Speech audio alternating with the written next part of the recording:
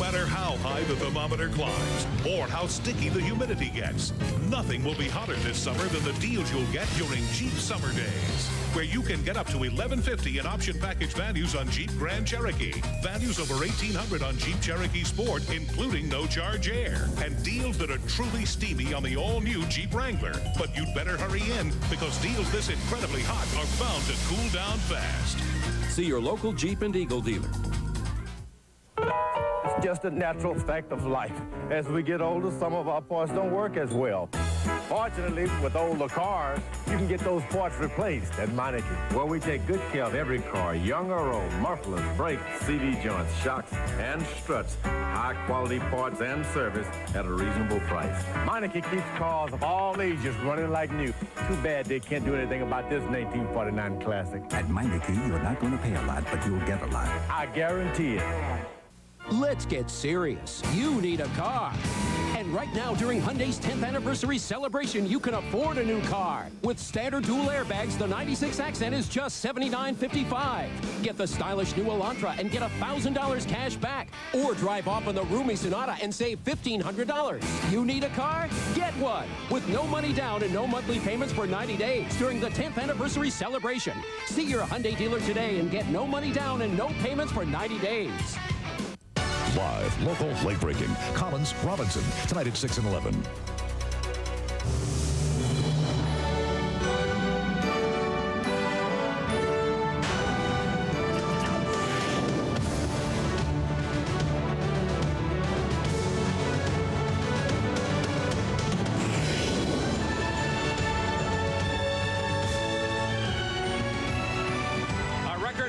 Expected in Baltimore as the NFL returns to this city for the first time since 1983. The Raiders and the Ravens. And on the day NFL football returned to Baltimore, the man who authored some of the greatest moments in NFL history delivered the game ball. Johnny Unitas of the old Baltimore Colts.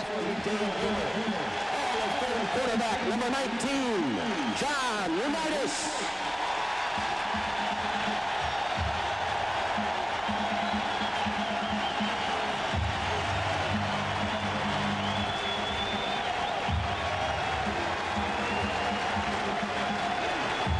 Missing are the old high-top shoes.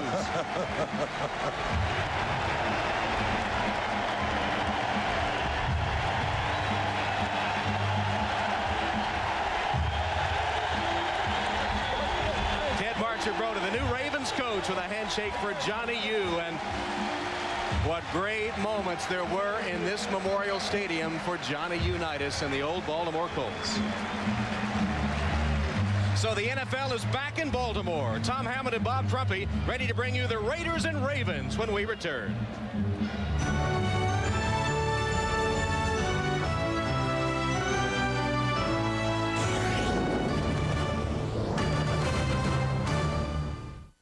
Ray and I set up shop here in the 60s. The man doesn't have a lazy bone in his body. Some time ago, his hands began bothering him. He'd go about his business, but was taking a lot of pills. So our doctor said to try a leave.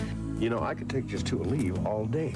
It says so on the label. With Advil, you were taking 4. With Tylenol, it was 6. Just 2 Aleves is all he takes. What could be easier? Ray's in every day except Sunday. Gotta get my fishing in sometime. Aleve. All day strong, all day long.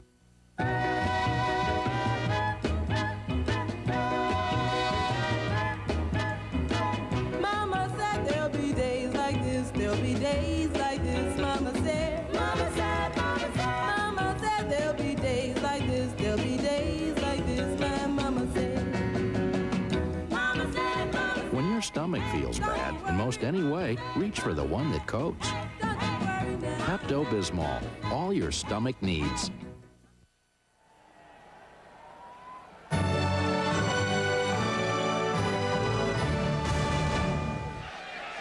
Welcome back to Baltimore. This venerable Memorial Stadium will see a record crowd today, built in 1954, and over 65,000 expected today. There had been worries about Hurricane Edouard spinning off some clouds and rain, but it is a beautiful Sunday afternoon. And for Mike White, the Oakland Raiders coach, on the hot seat. He's the man that must produce for the Oakland Raiders this year, who hit a nosedive, lost their last 6 of last season to finish at 8-8. And for the Baltimore Ravens, a homecoming 2 for Ted Marchibroda, who earlier as coach of the Baltimore Colts turned that team around and took them to 3 division titles. Tom, you remember a last time a coach plays for the conference championship and is not back with that team? It is pretty amazing. The Indianapolis Colts were 1 play away from the Super Bowl under Ted Marchibroda. Let go, and now resurfacing here in his old home of Baltimore.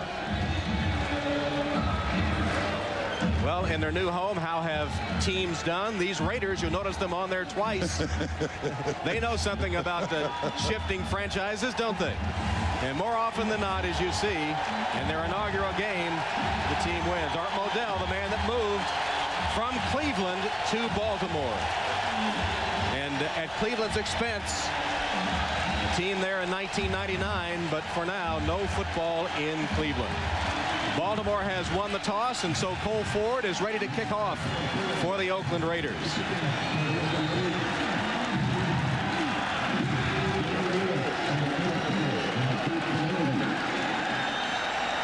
Jermaine Lewis and Ernest Hunter, the deep man for the Ravens.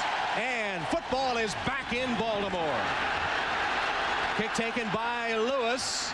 Stood up and knocked back down. The football came loose, but it's ruled down after a return of 16 yards. So the Baltimore Ravens will take over with Vinny Testaverde at quarterback.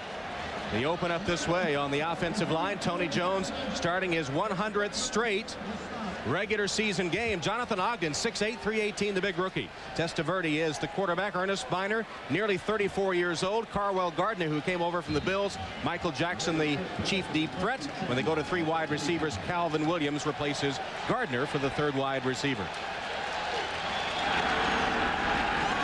First down, Ravens. Everything is a first. All these records are new. And the first play, a pass. Testaverde to Gardner, complete for a gain of about 5 yards before Rod Fredrickson knocks him out of bounds.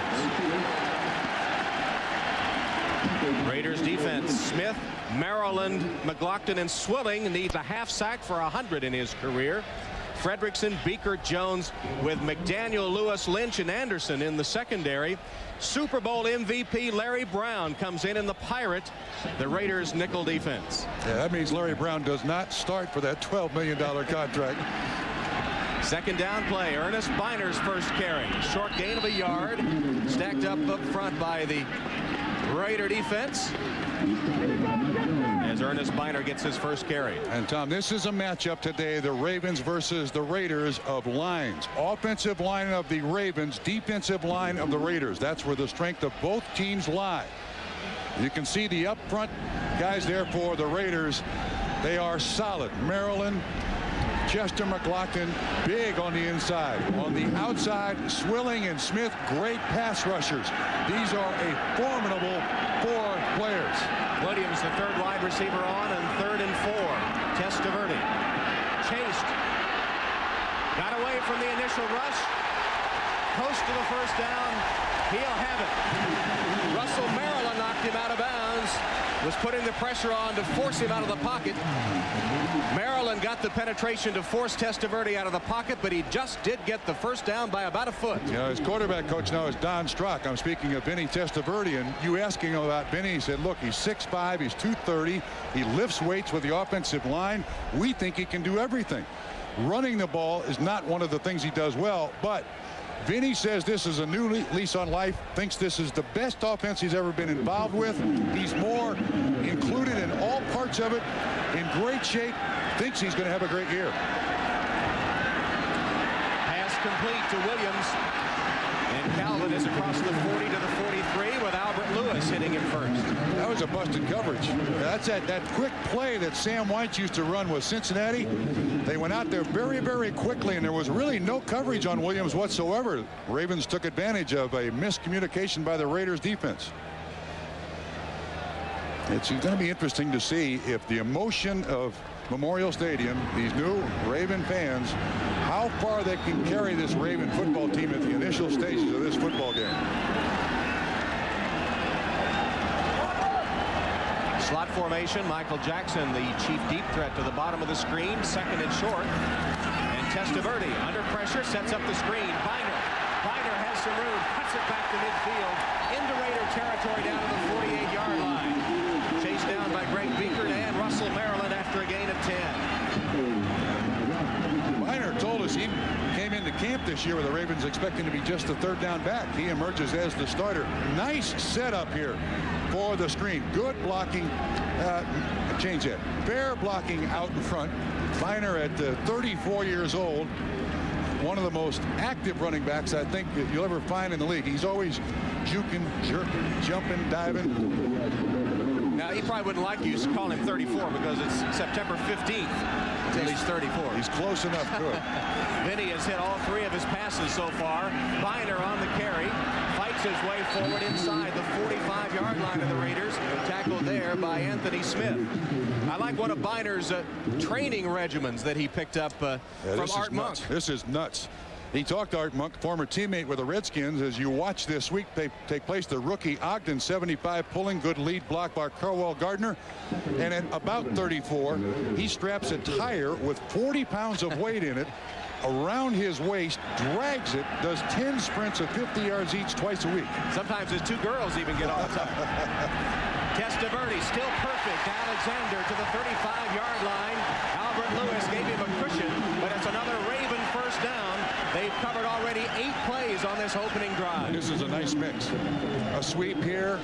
You know, against a good defensive line, you've got to change things up and change things up a lot. Screens throw a little wrench into the defensive line's pass rush. Good protection there for Vinny.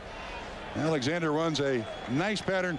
Alexander's got to have a great season. Last year, not much. Came into camp out of shape. They got to find another receiver besides Michael Jackson for Vinny to throw to. And Vinny so far perfect. Quickly across, Chester McLaughlin says he was drawn off. Let's see. Today's referee is Dale Hamer, and it's welcome back to the NFL for Dale as well. He missed all last season after open heart surgery. Back now for his 18th year. Snap. Ball stop.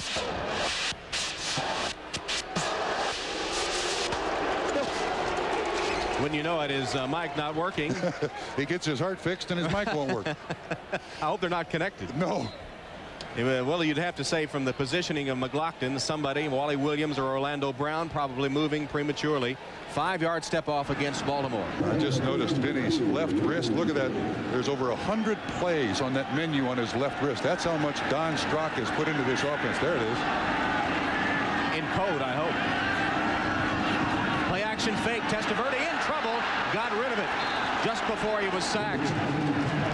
Pat Swilling, bidding for that 100th sack, was quickly to Vinny Testaverde. Here's a guy who has been a player every year. Not a big guy, in tremendous shape, gets around Tony Jones, an excellent pass rusher. Swilling said last year when he came from Detroit, it was his play for the Raiders last year was to remove the negative thoughts. This year, he wants to explode. And as he got around Tony Jones, he was beating his old high school rival from high school ball in Georgia. They lived about 10 miles apart, Tony Jones in Royston, Georgia, and Pat Swilling in Toccoa. They were high school rivals now meeting in the NFL. This is Ernest Biner with the flags down as Pat Swilling came across. Was he drawn off? 9-yard gain if it stands.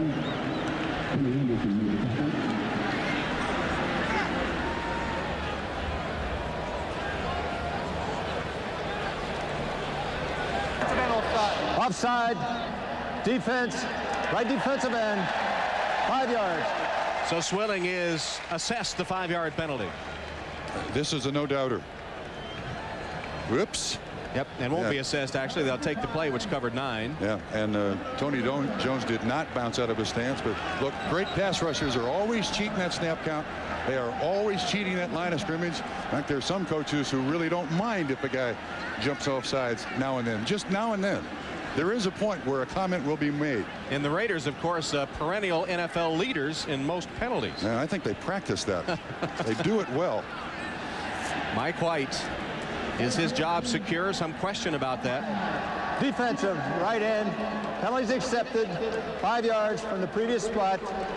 Repeat. Second down. And so they will accept the penalty and get the down over.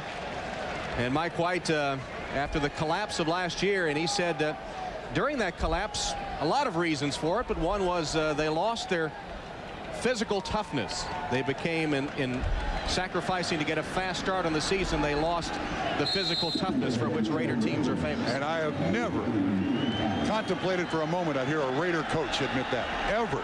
And Mike White, that's the first thing he told us. So the Ravens taking 2nd and 10 instead of 3rd and 6. And Testaverde with a crossing pattern, another flag down. It's to the 30-yard line to Brian Kinchin, the tight end, but another penalty. Rob Fredrickson stopping Kinchin. I think they got one of the Ravens offensive linemen with a handful. Looked like it was a hold. The flag coming down in that position of the field. Holding. Offense. Number 75. 10-yard penalty. Still second down. Welcome to the NFL. Jonathan Ogden, the 4th player taken in the draft this year. 6'8", 318 pounds. How big are they going to get? I don't know. But on the left-hand side of the screen, I believe he's blocking Chester McLaughlin. There he is right there. Hey, there's nothing wrong with holding Chester McLaughlin. I'm telling you. Jonathan, when I asked him, do you prefer to be called John or Jonathan? He said, no, my mother named me Jonathan. Call me Jonathan. Outland Trophy winner from UCLA.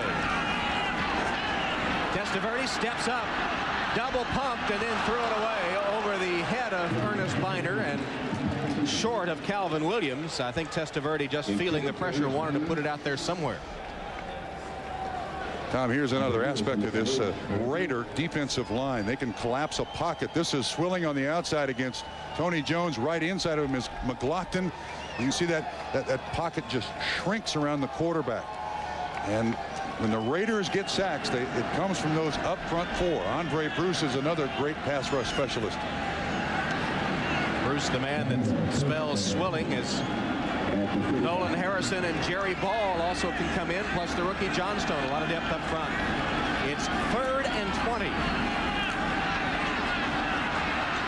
Testaverde fires, and it's dropped, almost intercepted by Albert Lewis as he popped Derek Alexander to knock the ball loose, and then had a chance to pick it off for what would have been his 39th career interception. Great timing by Albert Lewis. 14th year in the league. He saw that coming, just waited to make sure that the contact was legal. I think he's right there at just exactly the right time. You're going to see it happen. That just beautiful. You get that sense after 14 years in the league as to how to make the contact. The only thing he didn't do was hold on for the interception. The Raiders had only 11 all last year. Greg Montgomery's punt, fair catch called for and taken at the 10-yard line by Tim Brown.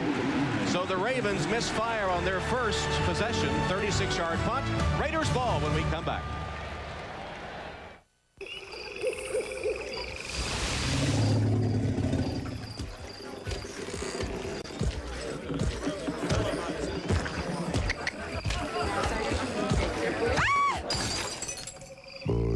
Budweiser. All right, we're jamming. I wanna jam it with you.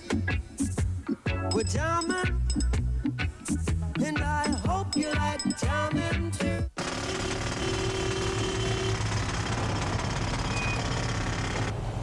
Come on, move the car. Hey, move the car. Hey, what is wrong with you? Move the...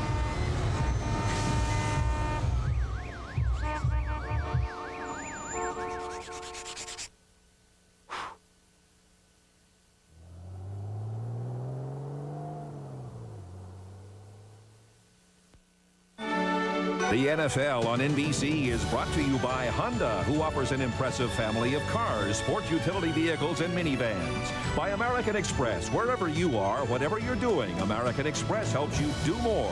By Castrol GTX, the most protection against volatility burn-off. And by Brewery Fresh Budweiser, who reminds you fresh beer tastes better. The statue of Edgar Allan Poe in downtown Baltimore. Of course, Edgar Allan Poe spent much of his life in Baltimore, is buried here, and his poem, The Raven, is the choice, the inspiration for this team's nickname. as chosen by the Baltimore fans, the greatest American teller of mystery and suspense tales in the 19th century, Edgar Allan Poe. And there is Jeff Hostetler, who watches from the sideline as Billy Joe Hobart starts his 3rd career game. Raiders begin deep in their own territory, their own 9-yard line. Harvey Williams. Pretty good carry out to the 15-yard line. Tim Goad with the tackle for Baltimore. Here's the way the Raiders will line up offensively. A couple of new faces in that offensive line. Harlow and Kennedy coming over in the offseason. Harlow moving from right to left tackle for the Raiders. Billy Joe Hobart starting at quarterback. Harvey Williams leading ground gainer with Tim Brown, the dangerous one, at wide receiver. Darrell Hobbs is the 3rd wide out, replacing the tight end on passing down. Benner, who had a big block on that last play, just went off limping too. 2nd and 4. Williams has the first down, tripped up across the 21-yard line. Here's the Baltimore Ravens defense. Burnett, Goad, Footman, and Pleasant. Pleasant led the Cleveland Browns in sacks last season. The linebackers featuring Ray Lewis, the rookie from Miami, 1st-round draft choice of the Baltimore Ravens, the Butkus Award winner runner-up. And those safeties, Moore and Turner, 2 of the best in the business. When they go to their dime defense, Brady and Jenkins are the extra defensive backs.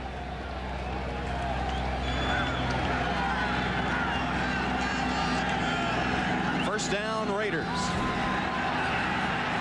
Hobart's pass wide open. Catch made by James Jett for a Raider first down. 15-yard gain. Let's go to New York for an update. All right, Tom, in Jacksonville, Mark Brunell caps an 80-yard drive for the Jaguars with a 38-yard touchdown pass to Willie Jackson in his 4th year out of Florida. With the extra point, the Jaguars lead the Steelers 7-0. Back to Tom and Trump. All right, thank you, Greg. And scoreless here, first quarter, just over 7 minutes remaining, as Billy Joe Hobart hit his first pass, a 15-yarder and another first down. Harvey Williams, right side, knocked out of bounds about the 42-yard line, as Antonio Langham comes over to make the play. Williams last year, a sensational season. I think the most amazing thing is Harvey started all 16 games. Never known as really a durable running back. But over 1,000 yards, also caught an awful lot of passes. I mean, he has turned out to be, along with Tim Brown, the Raiders offense. Williams, in his 6th year out of LSU, spent 3 years in Kansas City, but has had, as many Raiders do, a rebirth in Oakland. 3 carries for 19 yards for Harvey so far. Hobart's pass too high, and perhaps an ill-advised pass. Ricky Dudley was the intended receiver. Stephon Moore was back there, and so were a couple of other Ravens. He's hard to overthrow. Dudley is 6'6", the former Ohio State basketball player. 1st-round draft choice, frankly, still learning the position, and there's one of the problems. You come out of Ohio State as a basketball football player. See how far he drifted that pattern? At 6'6", he's not going to be a precise pattern runner, but if he breaks it off sharper, that's a completion. This is a work in progress, teaching this kid how to play tight end in the NFL. And Mike White saying we're throwing him right into the fire, something we don't normally like to do. Baltimore. We've got a timeout. We'll take a break. Scoreless in Baltimore. So I pull into this gas station. Oh, classic oversqueeze. Watch this. Release the hounds.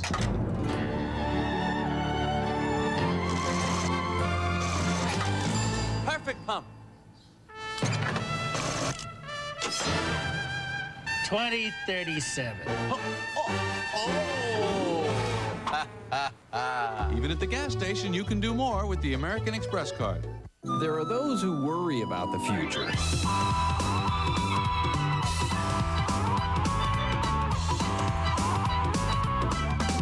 And those who don't have to. As the dark pulls its covers down tight, we curl up in our beds and whisper, good night. Serta, we make the world's best mattress. Thank you for your consideration. Welcome back to Baltimore. Next Saturday, 4:30 Eastern, NBC Sports World answers the question, who's the NFL's most versatile running back and who is the NFL's fastest man? It's the NFL Run to Daylight. Some of the game's toughest running backs and fastest players, Emmitt Smith, Thurman Thomas, Curtis Martin, and others, in a series of events that test speed, strength, agility, and pass catching ability. That's NFL Run to Daylight next Saturday, 4:30 Eastern, here on NBC. There's some candidates in this game. Yes, James Shedd, over there, James Trapp, playing for the Raiders, and maybe taking a cue from the recent political conventions. Sort of a slow start here in Baltimore, 0-0. But look, it's a start in Baltimore. That's right. Yeah, let's deal with. That's all we wanted. Right. And a start from Mike White. His Raiders have moved the ball, starting at their own 9. They're out to the 43, but face a 3rd and 4.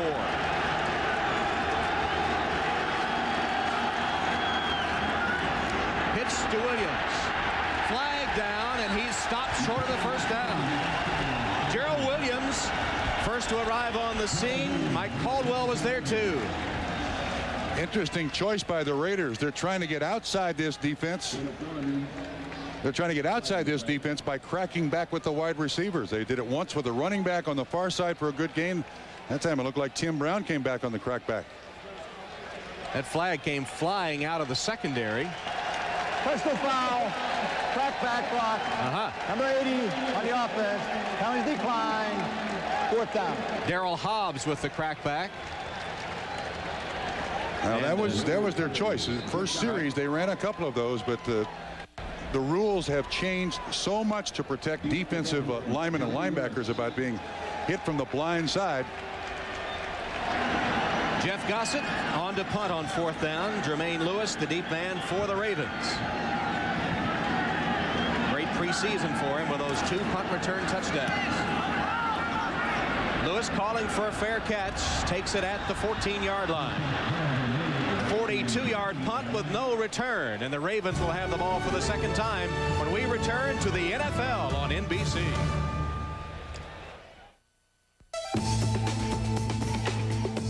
It's our opinion at Acura that a luxury car should be quiet.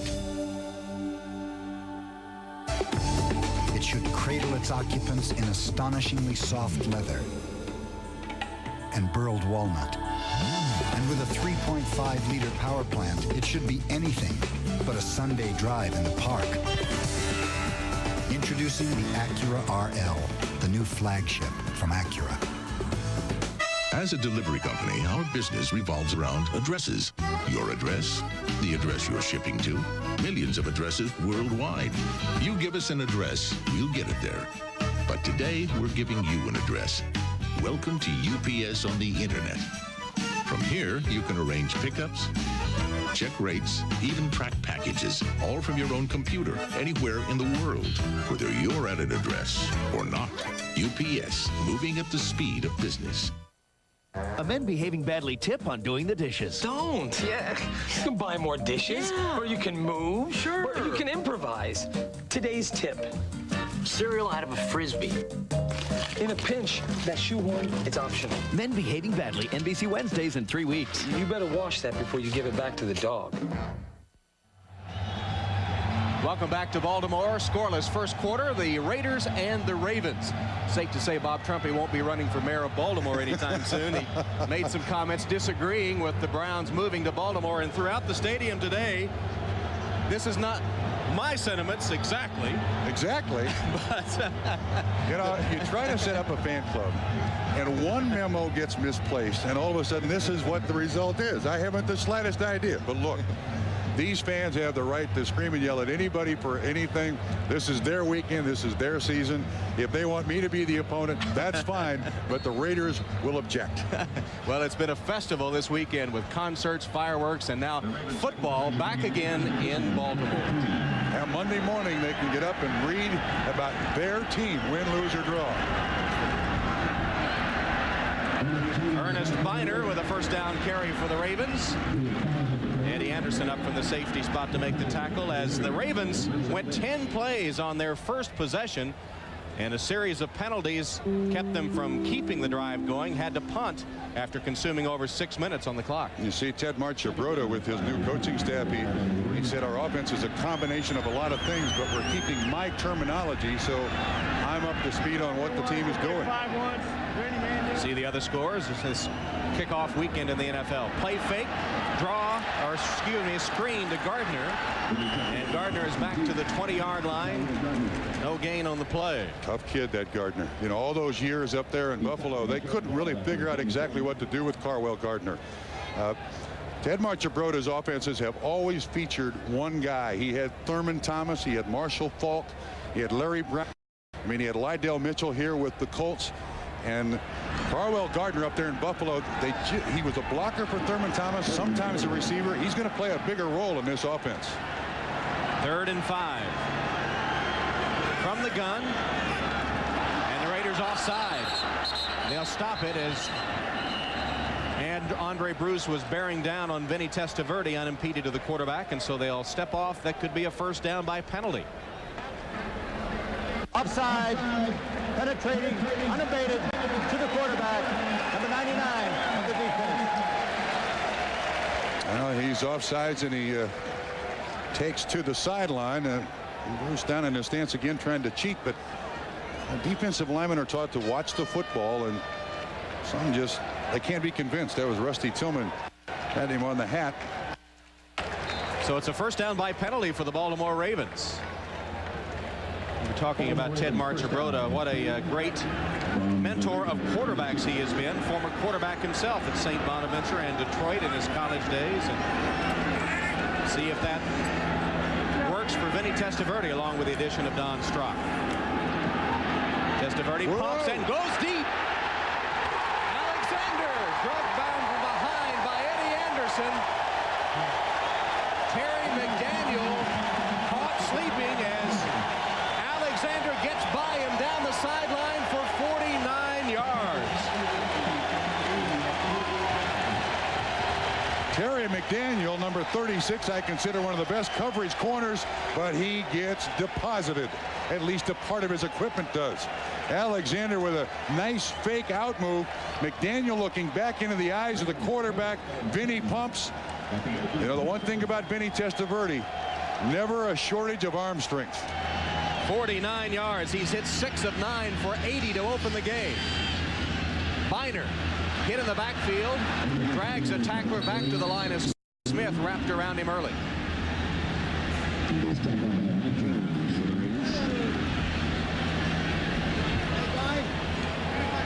I don't know if there's a finer gentleman in the league. 2 finer gentlemen. Ted Marchibroda. It's like playing for your favorite uncle. You know, I've never heard Teddy say a harsh word to somebody. I'm sure he has, but I mean, it's like, hey, come on, you know, do this for me. And the players have throughout his career. You think what he did for Harbaugh last season he can do for Testaverde here? But he looks good early, doesn't he? I think he can. Testaverde steps up. He's on target again. Biner inside the 15. Rod Fredrickson caught him from behind. 13-yard gain, and Testaverde is hot. Now that's why Ernest Biner is starting and not Leroy Horde. Biner always an excellent receiver. He was matched with Kevin Mack in Cleveland. They each had 1,000 yards rushing. Biner has always been a quality receiver. Runs great patterns, has sure hands with the exception of one fumble in the conference championship game in 1988. That no one will ever let him forget in Cleveland anyway. And got him traded. Split backs here in the backfield on first down from the 13. Play action fake. Testaverde sacked. Back at the 21-yard line by Chester McLaughlin. Then he pumped once, was just loading it up to fire, and McLaughlin got him. McLaughlin all day will be on the rookie Jonathan Ogden. McLaughlin at about 325, maybe 330.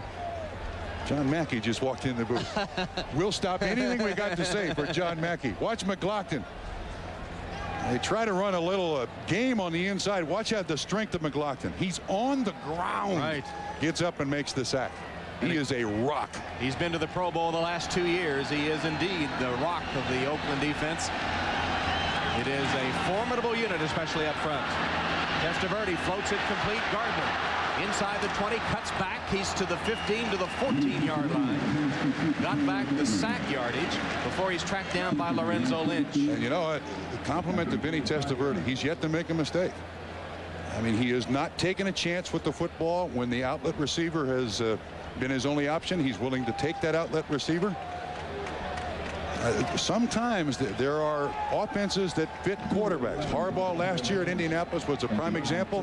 And look, this may be the case for Vinny Testaverde. Looking good here with 1:30 left in the opening quarter, scoreless, but the Ravens threatening. Ball on the 14. It's 3rd and 11. Offsides again. Raiders again. This is a free play. Free play. Testaverde loads it up and sends it to the end zone, where it is knocked down incomplete. But why not? He did throw a pass there, ill-advised. Alexander closest to it, but it's a free play, so you might as well take a shot. Offside again against Oakland. Offside. Defense. Number 56. 5 yards. Previous spot. Repeat 3rd down. Pat Swilling again trying to get that head start to the quarterback. And Tom, yesterday in talking to Pat, he said we made too many mental errors. I mean, this is an error, 1 of fatigue, and 2 just trying to make something happen here and make it happen quickly. Well, when the defensive coordinator Fox resigned a couple of weeks ago, the Raiders went back to basics on their defense, simplified it, something that Swilling and the other members of the defense applauded. But as you say, mental errors hurting them here in the form of penalties.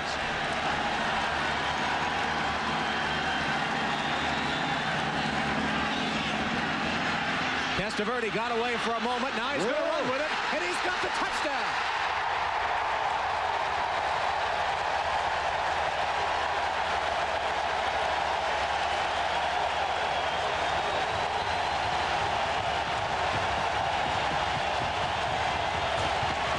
Mr. and Mrs. Modell, enjoy the moment. Who would have guessed that the first touchdown in Baltimore Ravens history would belong to that man, Vinny Testaverde, and he gave the ball away as a souvenir as he came across the back of the end zone. Tom, that's another smart play by Vinny Testaverde. Not afraid to run the ball, didn't throw it, put it in jeopardy. Defense spread. You can almost have walked in.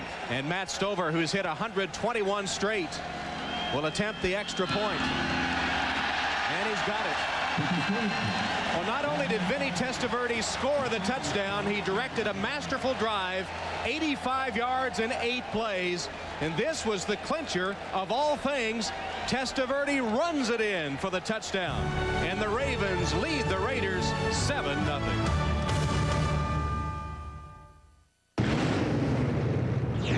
Carbon monoxide isn't the only thing to worry about coming from your tailpipe, because with every stroke of your engine, motor oil is being vaporized into exhaust, leaving less and less protection. That's why there's Castrol GTX 10W30. Of every leading 10W30, Castrol provides the most protection against volatility burn-off. So use Castrol, or watch more of your protection go up in smoke. Castrol GTX, the most protection against volatility burn-off.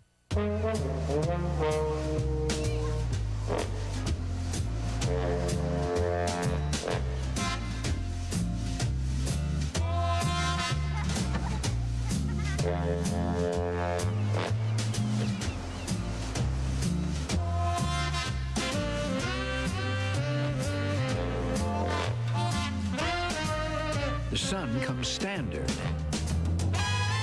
The Del Sol from Honda.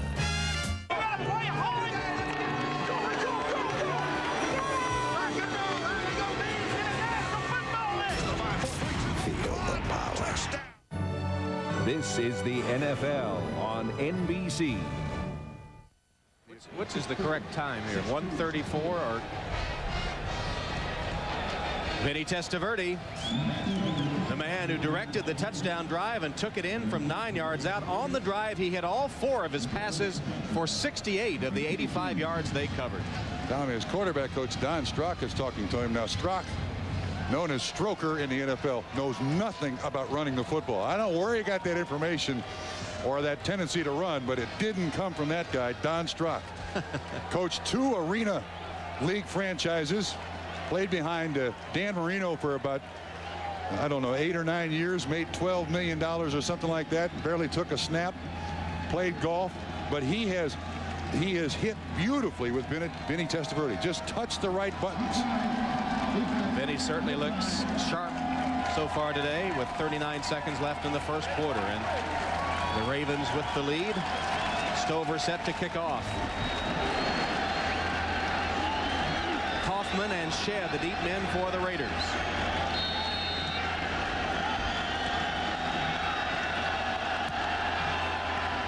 This will be Napoleon Kaufman from a yard deep. Kaufman with some nice running gets back to the 21-yard line. Now, Thomas, we look back at this touchdown. I want you to notice one thing about Vinny Testaverde. Watch where his eyes stay.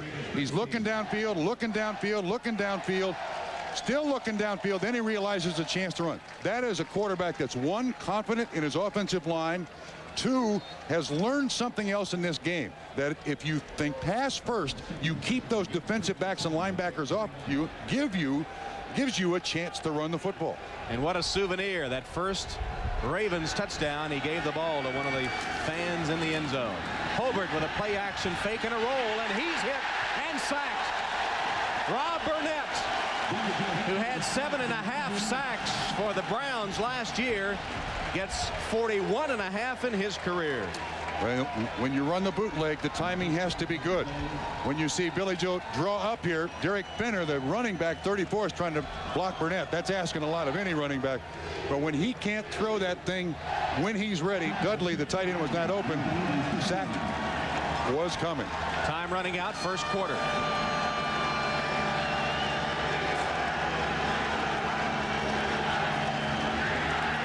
Hand off to Fenner. Derek Fenner with a nice gain. He's got a first down. As the first quarter comes to an end, the rookie linebacker Ray Lewis stopped him after a gain of 16. In the first quarter, the Raiders ran only 8 plays to 18 for the Ravens. Baltimore leads 7-0. The NFL on NBC.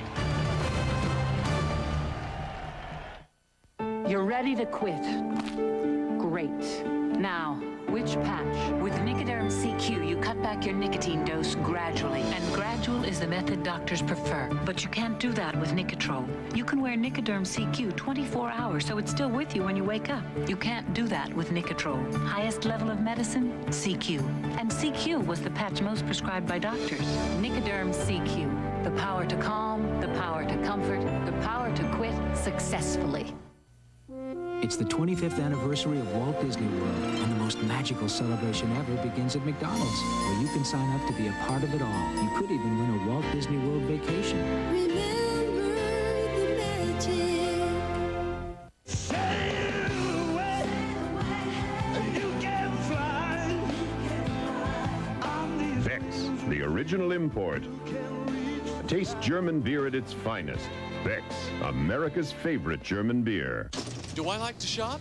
Oh, yes.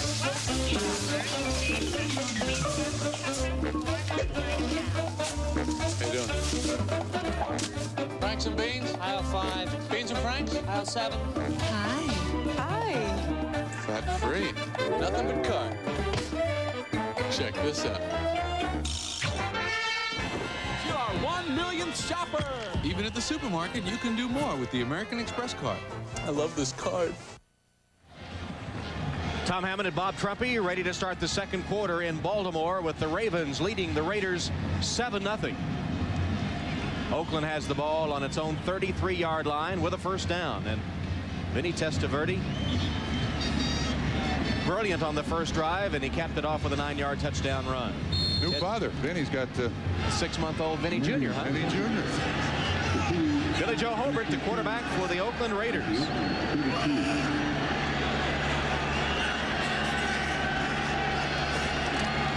First down pass. Hobart under pressure has the man Jett, and James Jett is wrestled out of bounds inside the 35 by Stevan Moore. A 34-yard gain to the speedster James Jett. This is as good a move as Derek Alexander put on Terry McDaniel. Went right around the cornerback Isaac Booth. Jett with Olympic speed. And that's one of the reasons why Ismail was traded because they wanted to get James Jett in the lineup on a more regular basis. Hobart, not a particularly pretty throw, but reasonably accurate. Jett's second catch, 4x100 gold medalist at the '92 Olympics in Barcelona. Harvey Williams to the 30-yard line. Let's go to Greg Gumbel now, NFL on NBC. Update, Greg.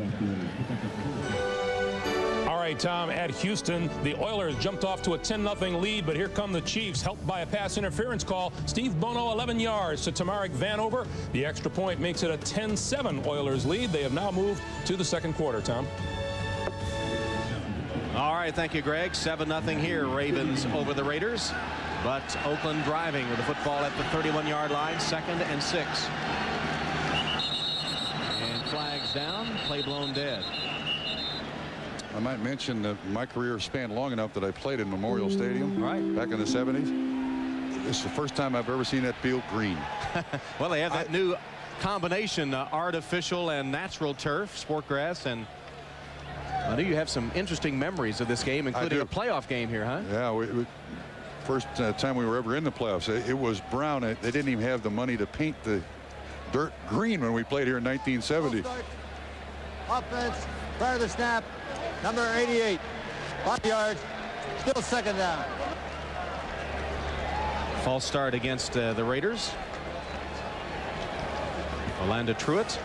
Anyway, we play this playoff game, the Cincinnati Bengals. We win the division 8-6. We had the good fortune to play the Baltimore Colts with Johnny Unitas. Yeah. They beat us 17-0 in the fourth quarter. I decided I'm at least going to make something out of this trip, so I bumped into Johnny U. Sometimes your expectations are lowered a bit. Yes, they are. Harvey Williams from the tailback spot of the eye fights his way forward about a yard short of the first down before he's taken down by Mike Kroll, and another shoving match breaks out.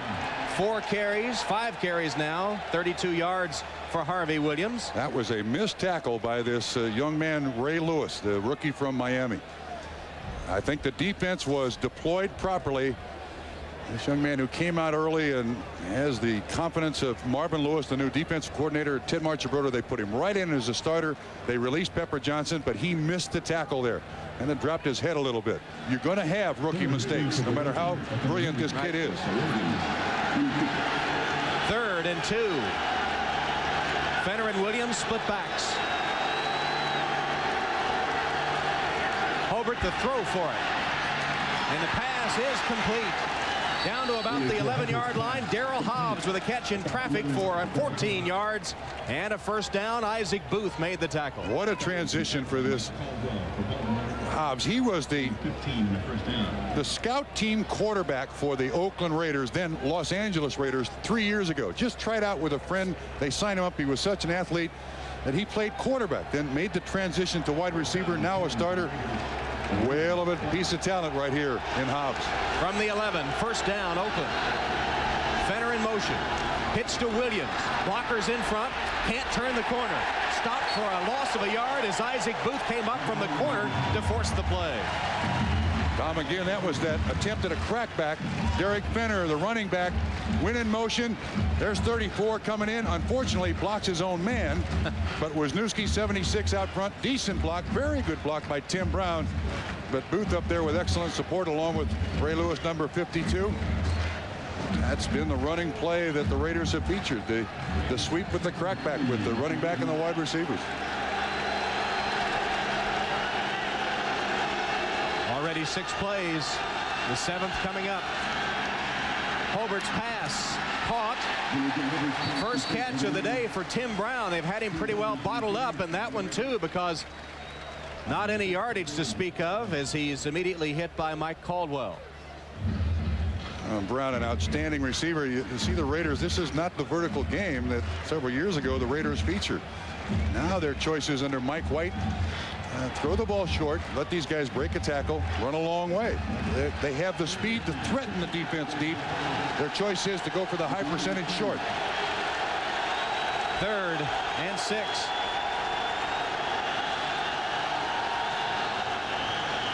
Short drop by Hobart, drills it to the end zone, complete to Brown. Oh, nice throw. Hobart had some mustard on that one as Brown catches it for the TD. Very nice throw. Billy Joe, I'm not sure, was really set to throw that thing. You know, that was a very quick drop, and he didn't really look set, but he showed at 6'5", 230 his arm strength there. The minute that Tim Brown showed open in his hands.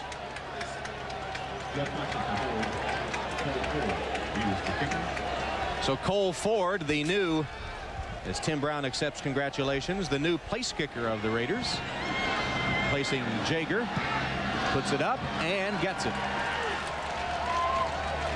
So Billy Joe Hobart connects to Tim Brown, and the Oakland Raiders have tied the score in Baltimore. It's 7-7.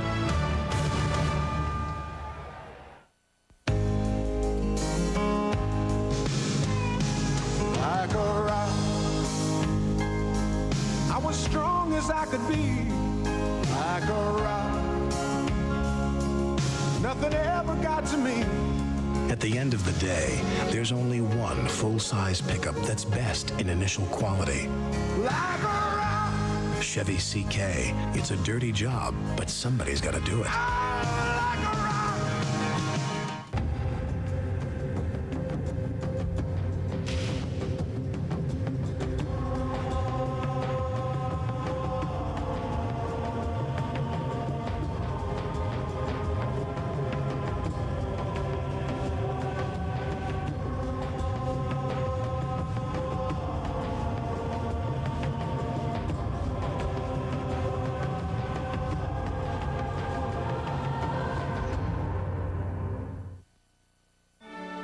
The NFL on NBC is brought to you by Chevrolet Trucks, the most dependable, longest-lasting trucks on the road.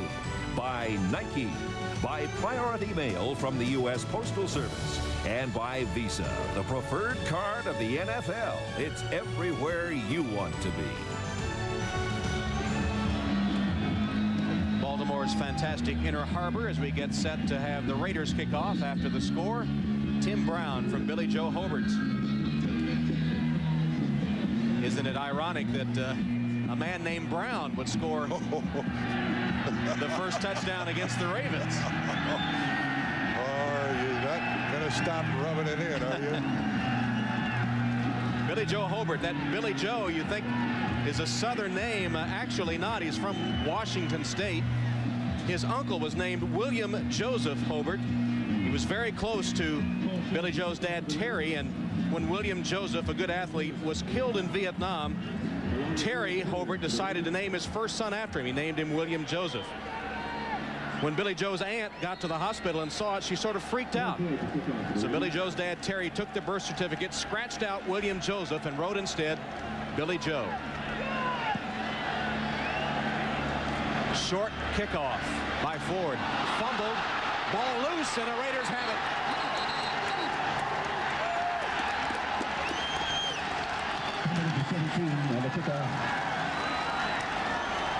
Ernest Hunter coming up in a hurry to catch the short kick, fumbled it, and Dan Land of the Raiders falls on it. He was in full stride. He even looked like he was trying to make a fair catch on it. Did you see that? Yep. Couldn't get back to it. Good job by Land to just dive through there. Wow, what a... No, he's not signaling for a fair catch, but just trying to get up to the ball. Just trying to get there, yeah. And it certainly bounced the Raiders' way. How about that for field position? The ball is on the 19 of Baltimore. So the first turnover of the game could be costly. It gives the Raiders the ball at the 19-yard line. Hobart retreats to pass on first down and goes for the end zone. And jeez. Is that ball caught? Yeah. Oh, I thought that was a catch. It is by the defense. It's intercepted by Ray Lewis. How did that happen? I don't know. Lewis with the interception. Ricky Dudley, rookie against rookie. Now they're going to have a conference. And there's no replay.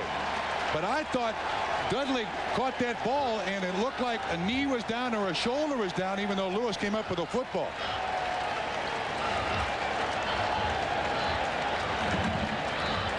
But look, the official was right there, no hesitation whatsoever. He made the call instantly. So turnover begets turnover. as Lewis, the rookie. The ruling on the field was that the receiver was juggling the ball, and it was caught in the air by the defender. Touchback. Well, if that all plays out, this will make a lot of highlight films. Dudley, I thought, made a heck of a catch. Lewis does have his arms in there. Oh, the ball never gets on the ground, Right, and Lewis takes it away from him. Excellent call by the officiating crew. First down, Ravens. So Lewis took it away, rookie against rookie, and the Ravens have it right back, starting from their own 20. Testaverde across the middle, overshoots. Kinchin is tight end. Now again on this interception, I guess they call it an interception here, Tom, but the catch is made by Dudley, but he never clearly catches it. It bounces between his legs. It's still alive because it's up in the air. Lewis, it never falls touched the into his ground. lap. Yeah, takes it away. What a play. That's not a bad start for a rookie now. That's right. That'll make up for a lot of those rookie mistakes you mentioned earlier. A heads-up play by the rookie.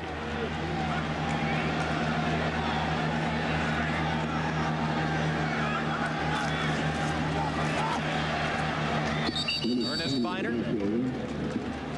Jerry Ball making the stop. Ernest Biner coming into today's opening game with 7,300 career yards, needing only 760 rushing yards for NFL all-time top 20.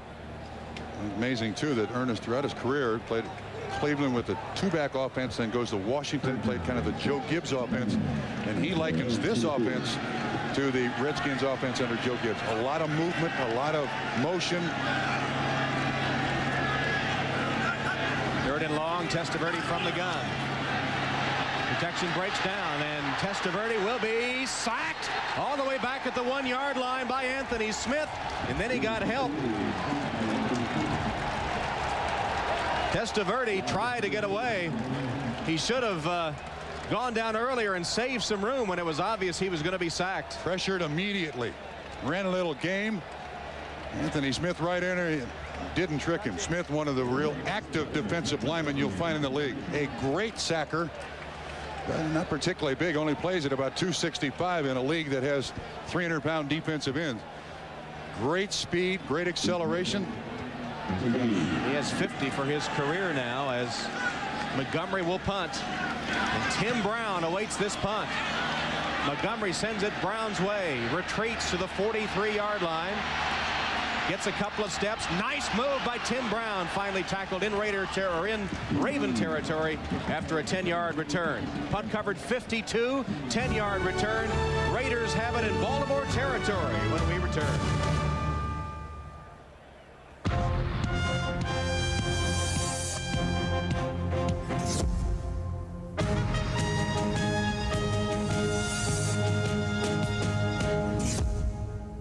NFL Sunday Ticket from DirecTV. We play up to 13 regular season games every Sunday.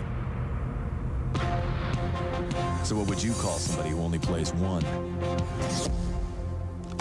It's not on cable or any other mini-dish system. It's got to be DirecTV. Satellite TV at its best. Perfect for any game, Domino's has the perfect play. Choose from 3 delicious crusts. There's classic hand-tossed, crunchy thin crust, or go deep with thick ultimate deep dish. So make the call and have it all.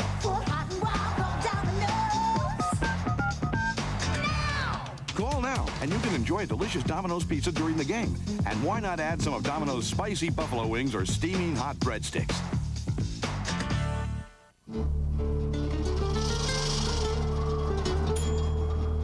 It's the only one out there.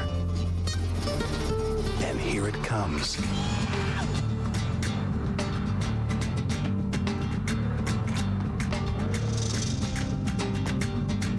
Introducing the only compact pickup to offer a third door.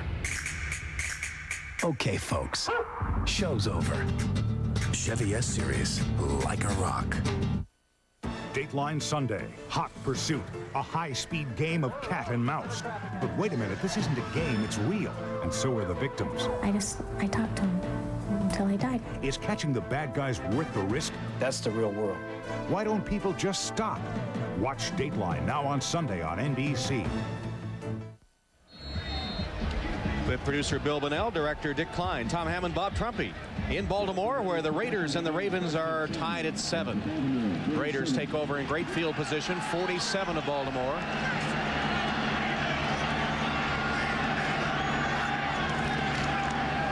Harvey Williams dances to the outside, and his own man tripped him up. It was actually Napoleon Kaufman. He's not down by Raven contact, so he gets up. Heads up play by Kaufman, who gets 2 or 3 yards out of it. He's inside the 45 to the 44, chased out of bounds by Donnie Brady. So Kaufman, replacing Williams, gets the call, knocked down by his own man, gets right back up. You talk about quick.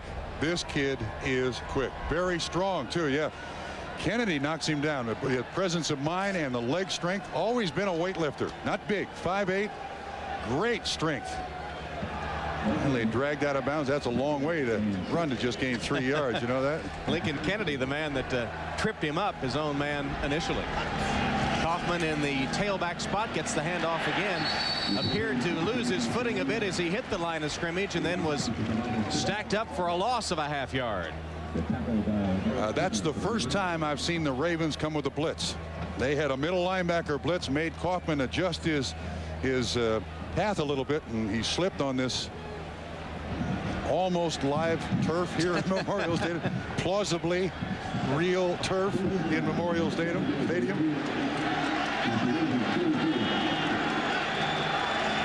Williams back in for Kaufman.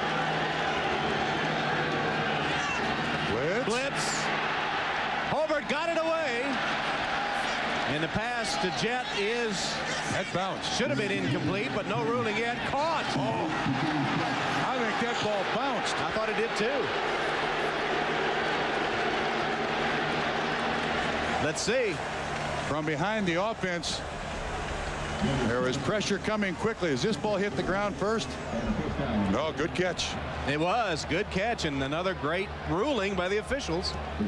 It looked from this angle behind him where we are that the ball had bounced. It's just bouncing off his hands. Yeah, and you can see how much cushion cornerback for the Ravens is allowing this great speed for James Jett. 3 catches, 57 yards for James Jett. Hobart, time, and a man wide open. It's Dudley, the rookie tight end, still going all the way to the 5-yard line. Banged out by Brady, but there, the hands, the speed, and the strength of Ricky Dudley covers 30 yards. For a guy his size, 6'6", at least 250 pounds, Mike White says his speed down the field is extraordinary. Now you see him on the right-hand side. Linebacker coverage drops him. Runs an excellent pattern here. Great hands from all those years playing basketball at Ohio State. First catch as a professional, first-round draft choice of the Raiders. From Henderson, Texas, he was football player of the year in the state of Texas. Basketball all-state. He chose basketball at Ohio State. Flag down. Williams in the end zone. Let's see if it'll stand. Penalty marker down. And Dudley, just to finish the story, after his junior year of basketball at Ohio State, decided to try football. Illegal procedure against the Raiders will nullify the touchdown run. We can talk for a long time about Raider tight ends. They have been a featured part of this offense for years and years and years. I think they even went so far as to take running backs. Illegal shift on the offense. 2 men moving. 5 yards. Repeat first down. Remember, a long time ago, the Raiders took a guy named Billy Cannon and made him a tight end. Right. That is a long time ago. That is a long time ago. The former Heisman Trophy winner from LSU. What a specimen this kid is. Goodness. Won't be too long. They'll start hanging it up in the end zone. Let him go up and get it. RCO. The outrun. Brown. Second touchdown. Tim Brown from Billy Joe Hobart. His second score of the game. And the Raiders take the lead. That's not supposed to happen. This is a gutty call. This is a 5-step drop. 1, 2, 3, 4, 5. 10-yard out. They were helping Booth on the other side. Antonio Langham is their best cornerback. That's a great call. Langham is a great cover. There aren't a lot of teams who have the guts to call that play on the goal line. Good arm strength shown by Billy Joe Hobart. Hobart has hit 8 of 10 passes, 124 yards, 2 touchdowns. He's having a big first half. So now you can repeat what you said. Brown. 2 Browns. Ford's extra point is good. It's 14-7.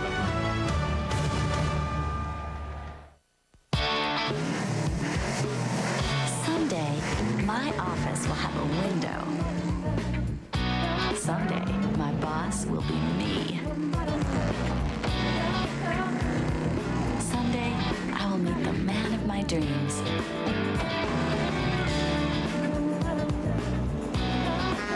Guess not today. The Chevy Camaro's 200 horsepower 3800 V6. Therapeutic, isn't it? The legendary chalice of Malta has never come cheap. In 1238, it was captured by 10,000 Celts. In 1512, it took an entire armada. And in 1703, it took an arranged marriage to the daughter of Charles V, the older one. But luckily, if you want the golden chalice of Malta, all you need is the golden card of Visa, with extraordinary purchase power for extraordinary things. It's even mightier than the sword. Visa Gold, it's everywhere you want to be. On Saturdays, your customers can receive 2-day packages from FedEx. Cost? An extra $10. On Saturdays, your customers can receive 2- to 3-day priority mail packages from the U.S. Postal Service. Cost? $3, and there's no extra charge. On Saturdays, your customers cannot receive 2-day packages from UPS. Sorry. So, what's your priority? Priority mail from the U.S. Postal Service. Coming up next, Jimmy Johnson premieres in the AFC when he leads the Dolphins against Parcells and the Patriots. Or regional action next on NBC. 6:50 left first half. 14-7 Raiders. Billy Joe Hobart has been a more than capable replacement for Jeff Hostetler today. 80% clip for 124 yards and 2 touchdowns. And the interception kind of a fluke, too. So I wouldn't charge that to Billy Joe Hobart. He's had a good first half. Yeah, you say Hobart. Are you sure it's not Hobart? Hobart, that's right. There's Jeff Hostetler. Hobart went to one of those medieval dinner theaters, you know, medieval times, and on the way out tried to look up his genealogy, got interested in it, and found out he wasn't German as he thought, but French. Another short kick. This one's taken by Ernest Hunter, who fumbled the last time. Smacked down at the 25-yard line by Dan Land, who recovered the fumble of Hunter last time. Well, in 3 weeks, NBC's Saturday is getting a whole new look and feel. Dark Skies is coming. You've heard the reports about life on Mars. We confirmed that by talking to Paul McGuire. Well, could it be that alien life has been on Earth for a long time? The battle is about to begin. Dark Skies. NBC Saturday coming in 3 weeks. He's at least a cloud. I'm not sure about the whole sky, but it's been a battle of excellent quarterbacks here in the first half. Testaverde's only mistake was getting sacked about at the 1, which indirectly in a long process led to the Raiders' second score. Ernest Miner nowhere to go as the flags come down.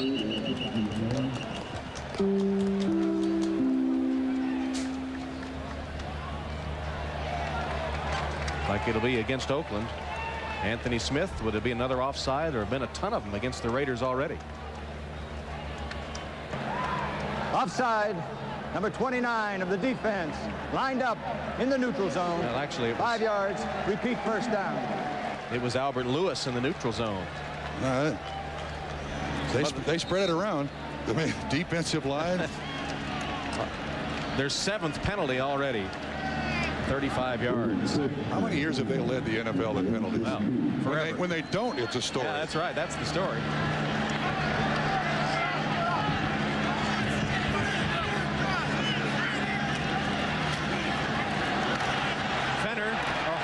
Leroy Horde into the game.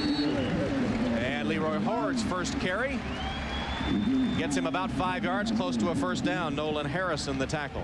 Has to be somewhat discouraged. You see it, 95, not many yards rushing, but he figured he was going to be the big ball carrier for the Baltimore Ravens. Ernest Biner kind of won the position away from him, and again, I think it's because Biner is a better receiver than Horde is, and Horde will have a tendency to put the ball on the ground. First down Ravens. They have 105 yards in total offense. Oakland 171.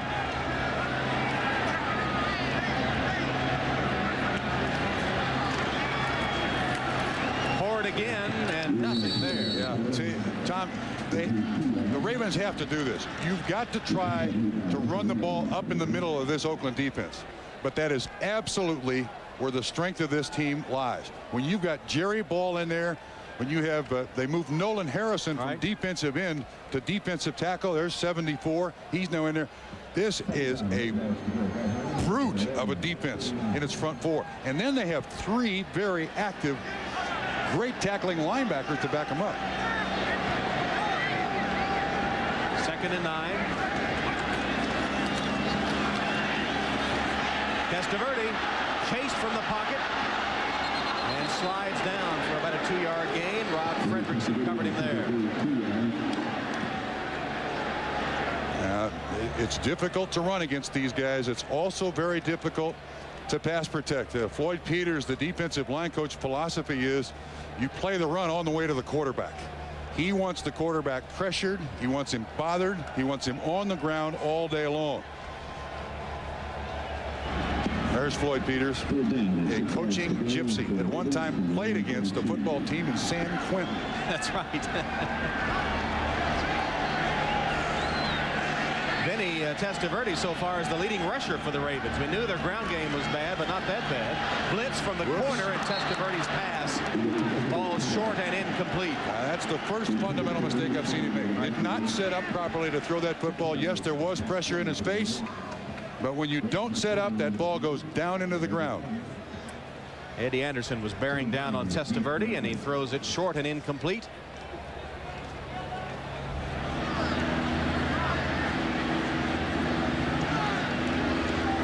So Montgomery ready for his 3rd punt. Tim Brown got 10 yards on his first one. Takes it at the 12. Tries to get behind the wall and is out of bounds at about the 15-yard line. Pretty good coverage by the Ravens downfield. Only a 3-yard return after the punt covered 46. Raiders lead the NFL on NBC.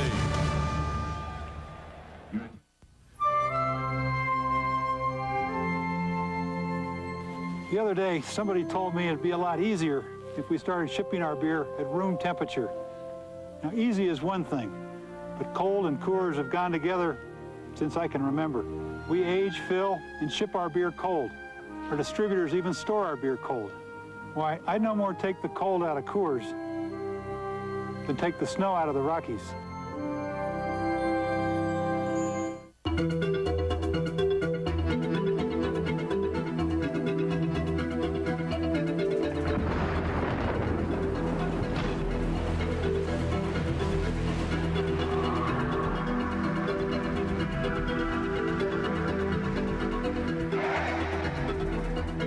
Chevy Blazer, the only sport utility vehicle with a driver control system. It's nice to know it's there. 5 women are dead. No leads, no witnesses. We need a profile on this guy. If you could see into the mind of a murderer, I just sort of picture it happening. Had the power to solve any crime, Sam's the best profiler there is. You'd never have a dull day. Profiler, NBC Saturday in 3 weeks.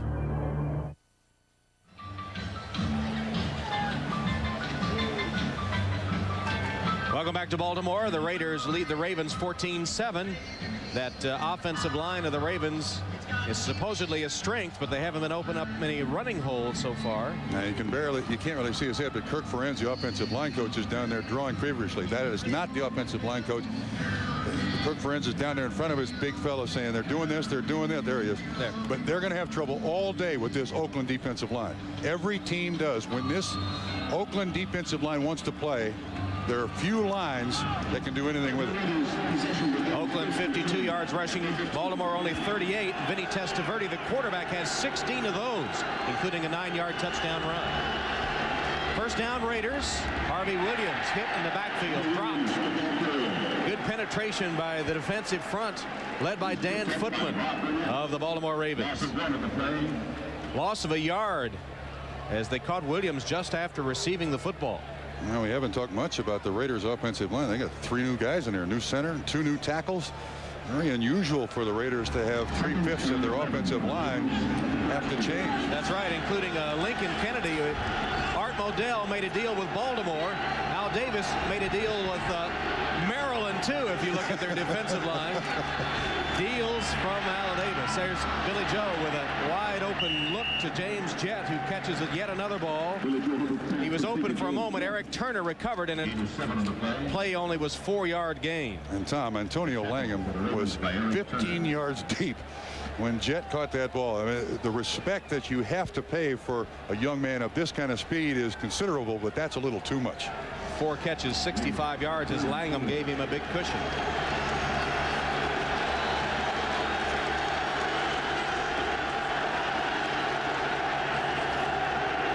Receiver set. Hobart across the middle, broken up. Intended for Tim Brown, and Stevan Moore, the hard-hitting, strong safety of the Baltimore Ravens, was right there in time to dislodge the ball. Same pattern. They've got Tim Brown running the little option route. Stevan Moore, that safety back there with Eric Turner. We haven't called their names much, but two of the real quality safeties in the league there to make the tackle, break up the pass reception. Creates a 4th down for the Raiders. Jermaine Lewis awaiting the punt by Jeff Gossett. 41 on his first boot.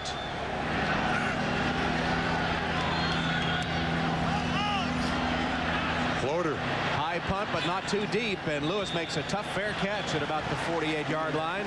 Only a 32-yard punt. Gossett's punt, a short one, and the Ravens will have good field position with 2:23 left in the second quarter. 14-7 Oakland. Well, don't forget, coming up next, most of you will see New England and Miami. Drew Bledsoe and Dan Marino. That could be a shootout. Some will see the Jets, Denver, or Seattle, San Diego. More NFL on NBC. Doubleheader game coming up next on these NBC stations. 14-7 here as football, NFL football, returns to Baltimore for the first time since 1983. First time these two teams have played here since 1977. First down, Testaverde to Kinchin. Kinchin rambles across the 40-yard line of the Raiders. Knocked out of bounds at the 38 by Mike Jones. 13-yard gain and a Raven first down. Almost a forgotten man when the Browns played. Kinchin was the tight end, was a long snapper, but as the Raiders have always had great tight ends in their scheme, Ted Marchibroda has always liked a good receiving tight end. I'm not sure Kinchin is that guy, but he can block. He's willing to play any role. They'd like to throw to the tight end a lot. His 4th year as a starter in his 9th season from LSU. And that'll be the 2-minute warning. 2-minute warning. 2 minutes. So 2 minutes left in the half. The Ravens hoping to drive and tie it up behind Testaverde. You're watching the NFL on NBC. Hi, I'm Joe Namath. Don't miss the NFL on your favorite network. The teams, players, and NFL fans are all part of the United Way team. Here are just a few of the real-life stories you'll be seeing. I've known the elation of victory, but I've also known the times when you may lose something that means everything in your life. It happened to me and my wife, Luana. We were expecting our 3rd child, and then the doctor said there was a problem. I was devastated. Her name was Mimi. We were cousins, but she was also my best friend. When she died, it was a great loss to me. That's why for every kick I make, I give through the United Way. All my life, I've seen friends and family lost to cancer. Now I'm fighting prostate cancer, and no one can know for sure what my future holds. In your community, the United Way campaign is counting on you. NFL and the United Way, reaching those who need help, touching us all. Billy Joe Hobart has given Oakland a 14-7 lead on Baltimore with 2 minutes left in the half. And don't forget, coming up at halftime, hope you'll stay with us for the Domino's Pizza NFL on NBC halftime report. Greg Gumbel, Mike Ditka, Joe Gibbs, and the new guy, Chris Collinsworth. Much more with Jimmy Johnson. Chris, I hope they don't treat him the way Dennis Mitchell treated him at the Olympics, huh? Just give him that blank stare and walk off. Well, there's nobody in that halftime studio that has an earring, do they? I don't think that's. And nobody can run that fast either. I don't. That's true. Vinny Testaverde and Billy Joe Hobert. 9 for 14, identical numbers, a few more yards for Hobert, and he does have 2 touchdown passes, but Vinny ran for 1.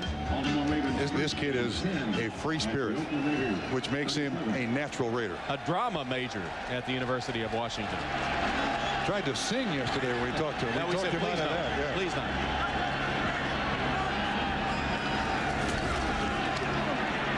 Testaverde, pass complete and then dropped. Calvin Williams had it and could not hold on. It was a case, I think, of hearing those footsteps coming. Calvin Williams breaking free, the ball right there, and it appeared to be a long completion. He's a veteran, too. Calvin knows better, yes, takes his eyes away from it. He knows there's a free safety. Eddie Anderson standing back there, 33, waiting for the contact. Calvin, we expect more of you. He had beaten Albert Lewis on the inside. Ball thrown beautifully by Testaverde. Those hard-hitting Raider safeties. In fact, I said a minute ago, first time these two teams have played since '77. That's not quite correct. First time these two teams have played, the Raiders played the Colts here in '77. Testaverde got away. Throw it. And finally he does.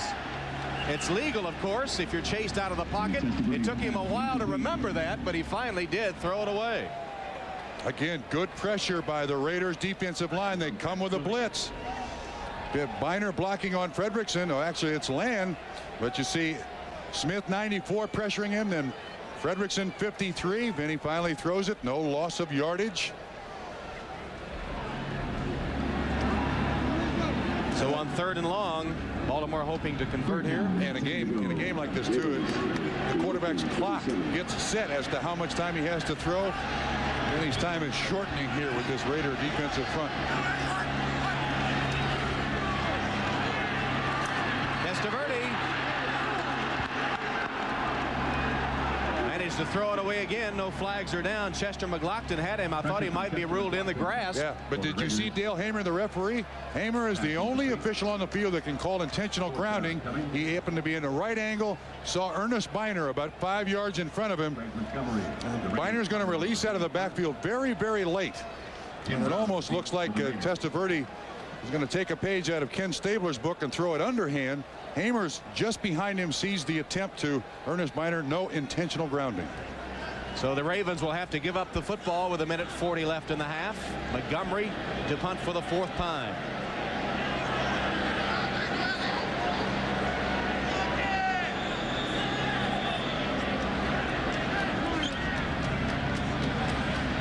And a delay of the game call against Baltimore. Marked it 5 yards further back. Give him a little more punting room. Delay of game, offense, penalties decline, 4th down. And the Raiders say no thanks. We'll make them punt from there.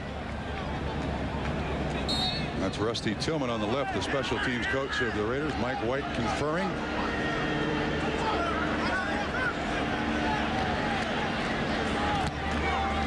Montgomery, Tim Brown's going to let it bounce. And the Ravens have great coverage. They'll down it at the 5-yard line. Etheridge was the man that managed to down it. A 37-yard Montgomery punt, and well placed. So Billy Joe Hobert back for another possession.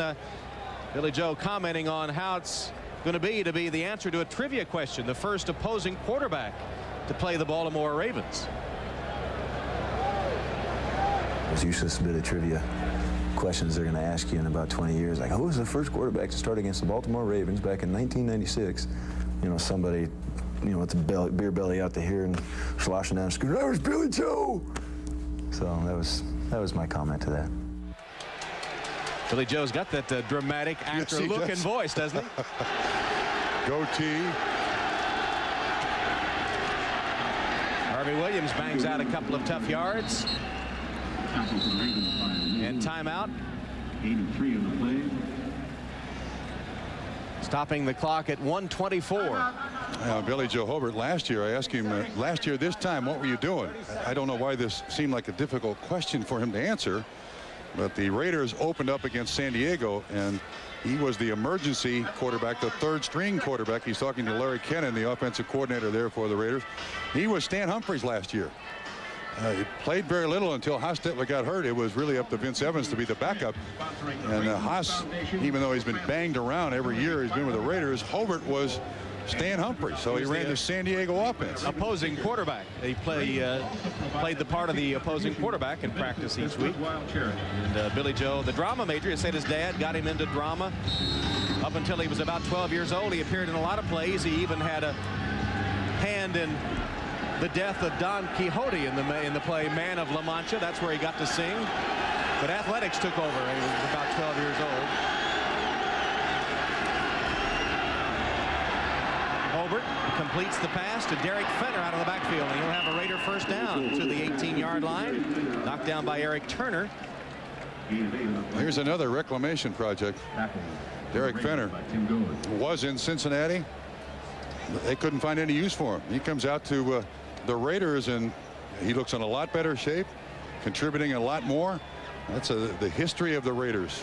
You know, you don't want him, we'll take him. I mean, Lincoln Kennedy, Pat Harlow, first-round draft choice of the Patriots, played right tackle. They moved him left tackle.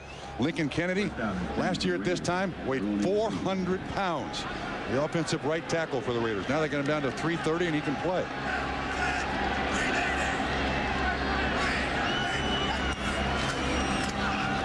Williams can't bounce to the outside, taken down at the 15-yard line.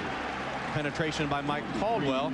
Speaking of Raiders and Raider tradition, Al Ocasal missing today after bypass surgery, the executive assistant.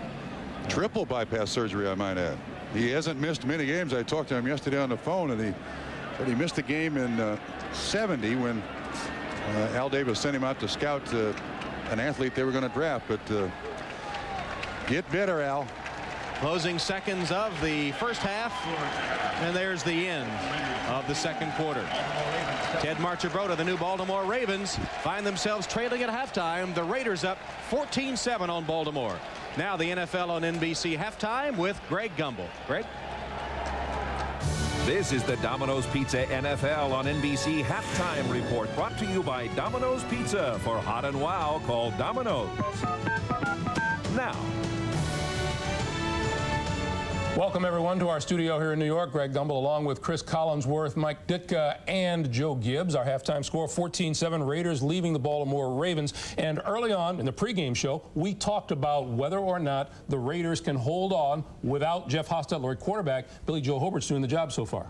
I think the Raiders, the only thing is they hurt themselves. It's a little bit the same old Raiders. Mistakes, penalties, one turnover there, but I think Billy Joe's doing his part. And Tim Brown, 3 receptions, 22 yards, and 2 touchdowns so far as the Ravens trail it 14-7 at halftime. In Jacksonville, as they approach halftime there, the Jaguars lead the Pittsburgh Steelers by a score of 14-6. That's Jim Miller making his first career start. He beat out Mike Tomczak and Cordell Stewart. Jaguars' first possession, Brunell to Willie Jackson, who burns the veteran Rod Woodson for a 38-yard touchdown. Jaguars lead it 7-0. Miller, ineffective early on, briefly replaced by Cordell Stewart. Miller tries to scramble, sacked by Clyde Simmons, playing his first game for the Jaguars. And then Brunell to McCardle. Keenan McCardle on the receiving end, 15-yard touchdown. At halftime, it is 14-6 in favor of Jacksonville. And you have to wonder exactly what's going on at the quarterback situation in Bill Cowher's mind. Well, what happens to you on offense, you got to have something you believe in. I think last year they had something they believed in. They knew their quarterback, the running game. I think right now they're kind of lost. I think the defense is going to have to bail them out. I think they're doing the right thing. They're trying to rush the football. They got 81 yards rushing in the first half. Take some pressure out, but the quarterback's got to step up at some point. Really, the story, though, of that first half is the play of Mark Brunell. Absolutely. Here's a kid that was known more as a runner with the football than as a passer, and all of a sudden he looks very comfortable in that pocket. All right, guys. Meanwhile, in Indianapolis, the Colts are leading the Cardinals by a 10-6 score. The story here, starting quarterback Jim Harbaugh out with an injury to his right forearm, his throwing arm. He took a helmet. He is questionable for return in the second half. In Houston, the Oilers and the Kansas City Chiefs. Houston leading KC by a 16-10 score. Sparse crowd on hand in Houston, as we expected, about 20,000. Steve Bono hit by Joe Bowden, forces the fumble. Kendrick Burton recovers for Houston at the 16-yard line. That led to an Al Del Greco field goal. Chiefs led the NFL in turnover ratio last year. On offense, Chris Chandler looking deep. Nobody picks up wide receiver Willie Davis, who burns his former team for a 34-yard touchdown. 10-0 Oilers. After a pass interference call on the Oilers, Bono hits Tamarick Vanover for an 11-yard touchdown. The Chiefs trail 10-7. And in this game, Kansas City and Houston, Mike, a couple of us thought this would be the best game of the day. Well, it's turning out to be one heck of a football game between two good teams. We talked about Houston earlier. I don't think this is a big surprise to anybody on this set right now. I think Jeff has done a good job, and they're doing exactly what we said they'd do. They're going to run the ball. They got the big play potential with Chandler, and also on defense, they give you a lot of different looks. They're going to put pressure on you. You're not just going to be able to take it easy on these guys, and that's why they got the first touchdown with the turnover. All right, Mike. In Washington, the Redskins and the Eagles doing battle, and right now the Eagles lead at 17-7 in the second quarter. The Rams hosting the Cincinnati Bengals, and the Bengals lead it by a 9-7 count. Rams first-round draft pick Lawrence Phillips in action today. 3-0 Cincy in the first after a 23-yard punt return by Eddie Kennison. Steve Walsh completes the pass to the former Bengal Harold Green. He takes it 17 yards to the 1. And on the very next play, Lawrence Phillips over the top. He breaks the plane, his first NFL touchdown. The Bengals with 3 field goals by Doug Pelfrey on the board. They lead it 9-7. In Minnesota, the Vikings and the Detroit Lions are a 7-7 tie in the second quarter. Dwayne Washington, a lateral from Jeff Brady on an interception from Mitchell, scored for Minnesota. Scott Mitchell to Herman Moore, touchdown pass for Detroit. And Carolina and Atlanta, that is a 13-6 Panthers lead in the second quarter. We'll take a timeout here, and then we'll hear from Jimmy Johnson. He makes his debut as Miami head coach against New England in the second half of our doubleheader. First, these words from your local station.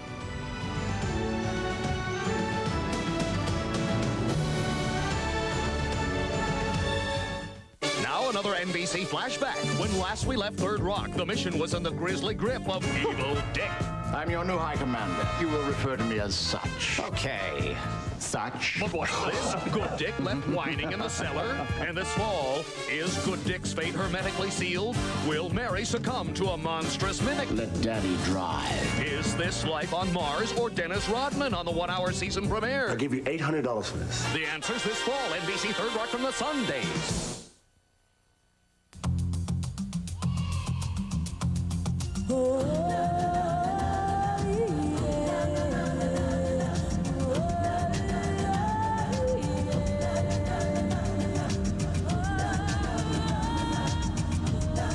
Because your business can send you practically anywhere at a moment's notice, we offer nearly 5,000 flights a day.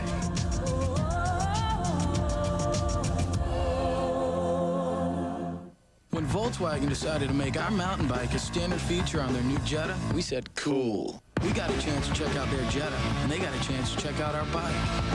We tested handling, braking, suspension, and of course, safety. The limited edition Jetta Trek, complete with roof rack and 21-speed Trek mountain bike. On the road of life, there are passengers and there are drivers. Baltimore's return to the NFL, the big moments of the big day, tonight at 6. This is the Domino's Pizza NFL on NBC Halftime Report, brought to you by Domino's Pizza. For hot and wow, call Domino's. Now. Well, the game that most of you will see is the second half of our doubleheader today is New England at Miami, the Dolphin debut of Jimmy Johnson as head coach. Chris Collinsworth talked with Johnson. Step aside and to make myself available in whatever capacity that Wayne wanted me to be available, and help him make whatever decisions that he felt were for the best interest of the football team.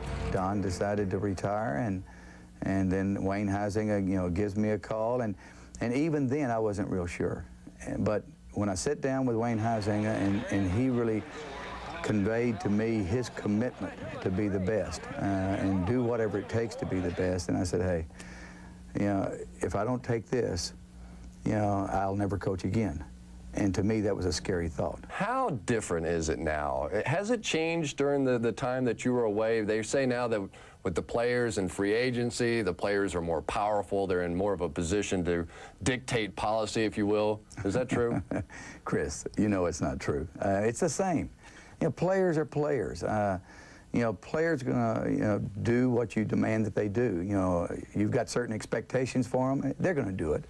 You just got to be firm with them. If the guys respect you, if they somewhat like you, And if they're still concerned about getting a check on Tuesday of the week, whenever, they're going to respond. If you're going to talk the talk, you got to walk the walk. If you win the Super Bowl again, be it this year, next year, sometime in the future, what would you do? Would you come back and coach? I really don't know. I don't know that any of us can ever say, well, 3 years down the road, 4 years down the road, or even a year down the road, what you're going to do. You know, situations change. Your outlook changes. You know, I don't really know. I'm really enjoying what I'm doing right now. I am driven to go back and be the best and get another ring. For all I know, I'm liable to be here for a long time. My track record is 5 years Oklahoma State, 5 years Miami, 5 years Dallas. And, you know, some people say, hey, you know, I get bored after a while, even if we're winning. And, you know, we were winning at those places, but I wanted to leave. I don't know. We'll just have to wait and see. I know this. I'm excited right now. I'm excited for today. I'm excited for this week. I'm excited for this year. And we're going to be the best that we can be. Jimmy Johnson gets the new era kicked off against a New England Patriots team that was tremendously disappointing a year ago. Figures to be a lot better this year, this time around, Joe. I think Bill Parcells was embarrassed last year, and I think he sat there this whole offseason. What did he see? He saw a team, his football team, that was last in defense, led the league in most pass attempts. I think he's going to try and correct that today. He's going to try and run the ball at the Dolphins, who are suspect on defense anyway. You know, and Joe, he had a miserable quarterback a season ago. Drew Bledsoe just was not a happy guy. They moved Chris Palmer from wide receiver coach to a quarterback coach, not just to work on the fundamentals of playing the quarterback position, but to really be his friend. And that was what he missed. He just wasn't a happy guy. And now I think Drew Bledsoe is one of those guys that his performance and what's happening off the field could well make him a better player on the field. And you've got a coaching matchup today, Mike. If you can ever really be intrigued by a coaching matchup, Bill Parcells and Jimmy Johnson. Well, you got just what you want. You got, as Joe said, you got two coaches who want to run the ball. They want to win with a running game. They want to run with defense. But these are two coaches right now that don't have all the pieces in the puzzle. They're going to have to win by throwing the ball. Yeah, shades of their days in the NFC East. Most of you will see the Patriots and the Dolphins, and others will get the Jets and the Broncos from Denver, or the Seahawks and the Chargers. And our NFL and NBC halftime activities continue.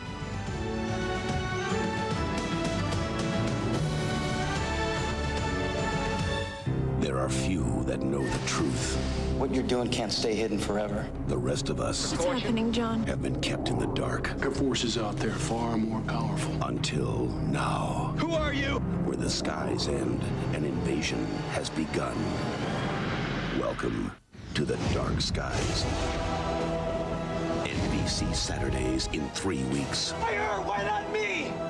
The time will come. Dark Skies, NBC Saturday in 3 weeks. What's your favorite section? It's the restaurants, because I love to eat out.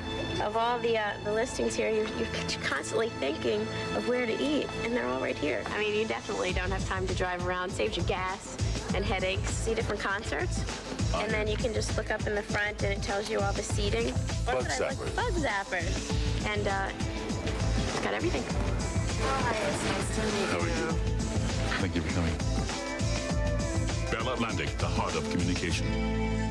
The NFL's rebirth in Baltimore. We'll bring it to you tonight at 6. Minnesota 7, Detroit 7. Welcome back to Baltimore. We're at halftime with the Raiders leading the Ravens 14-7. The City Chiefs 10. The Baltimore Ravens in their first official game.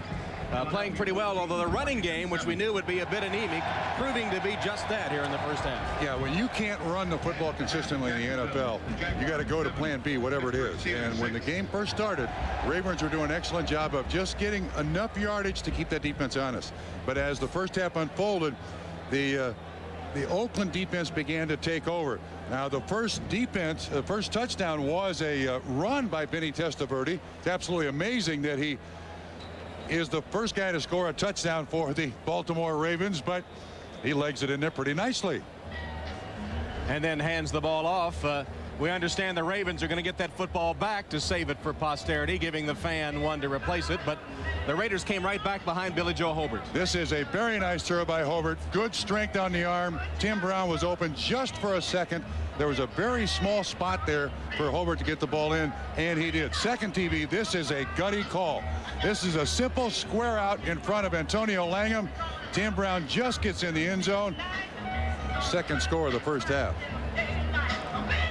So the Ravens have to try to get that running game on to loosen things up a little bit. And Michael Jackson has been held in check, the deep threat of the Ravens, without a catch in the first half. Yeah, it concerns me a little bit here.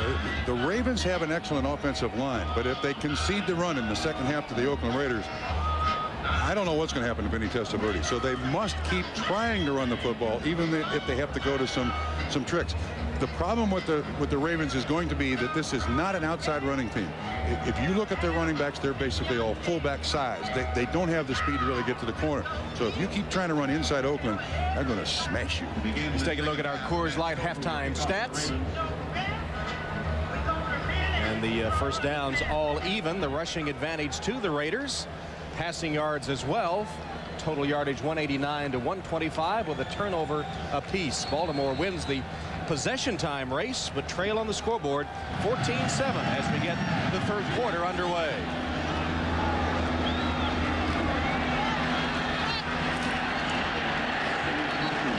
Kaufman knocked down hard after a 13-yard return. And Thompson, the man that Benny under that kickoff. He is flown down the field. Apropos that he's a Raven, under an awful lot of kickoffs. One of the greatest special team players to have ever put on a uniform in the NFL. And frankly, never tried to be anything else. You know, prefers playing special teams.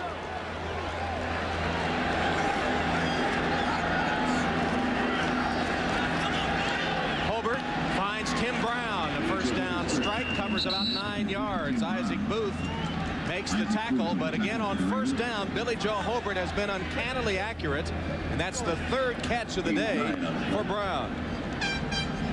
First two were touchdowns. In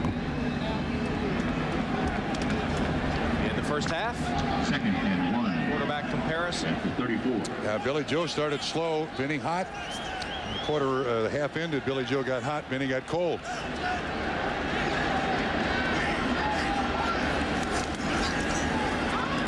Williams trying to spin his way for a first down. He'll be very close. Mike Kroll at the bottom of the stack for Baltimore. Defensive play for the Ravens by Mike Caldwell. In the first half, as you said, the Raiders with a punt on their first possession. And ending up with a punt and the half coming to a close with a touchdown, an interception, and a touchdown sandwiched in between. The interception was in the end zone. First and 10 for the Oakland That's Raiders. Still one of the great interceptions I think I've seen by Ray Lewis, right through the hands of Ricky Dudley. Lewis, the rookie linebacker. Blitz comes. Raiders pick it up, and then the pass is intercepted.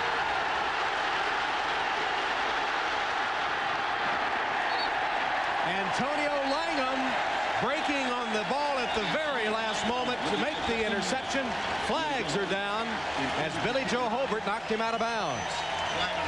Tom, that ball was intended for Tim Brown. He never looked back. He had no idea that ball was thrown. I don't think Tim Brown realized that there was a blitz.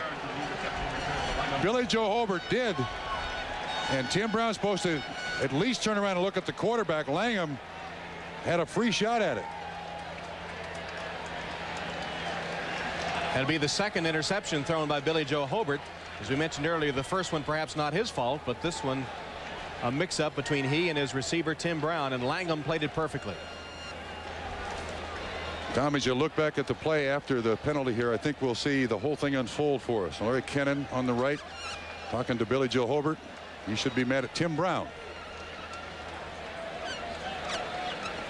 There are 2 fouls on the play. We have a low block. Number 22 of the offense on the return. We got an unsportsmanlike act, personal foul, number 78 of the defense. That's a double foul. After change of possession, the ball will be awarded to the intercepting team at the spot of their foul. All right, Tom, here's the principles. Here's Tim Brown. Here's the blitzer right here. Hobart reads it, but if you watch Tim Brown at the top, he does not recognize that there is a blitz, and he never looks around at the football. Antonio Langham is just free to pick the ball off and run it the other way. Hobart made the right read. And it looks like the blitzer was well picked up, but Tim Brown's not even looking. So Langham picks it off, and the Ravens when they finally determine where the spot of the football will be, will have good field position. There's the blitz, Eric. Turner 29, picked up well by Derek Fenner. Let's see, miscommunication there. Maybe you blame it on the fact that Tim Brown and Billy Joe Hobart have not practiced a great deal together. But it should have been a fairly simple read of the blitz coming from that side, Brown's side. Mike White discussing things with Dale Hamer as they again try to determine the placement of the football.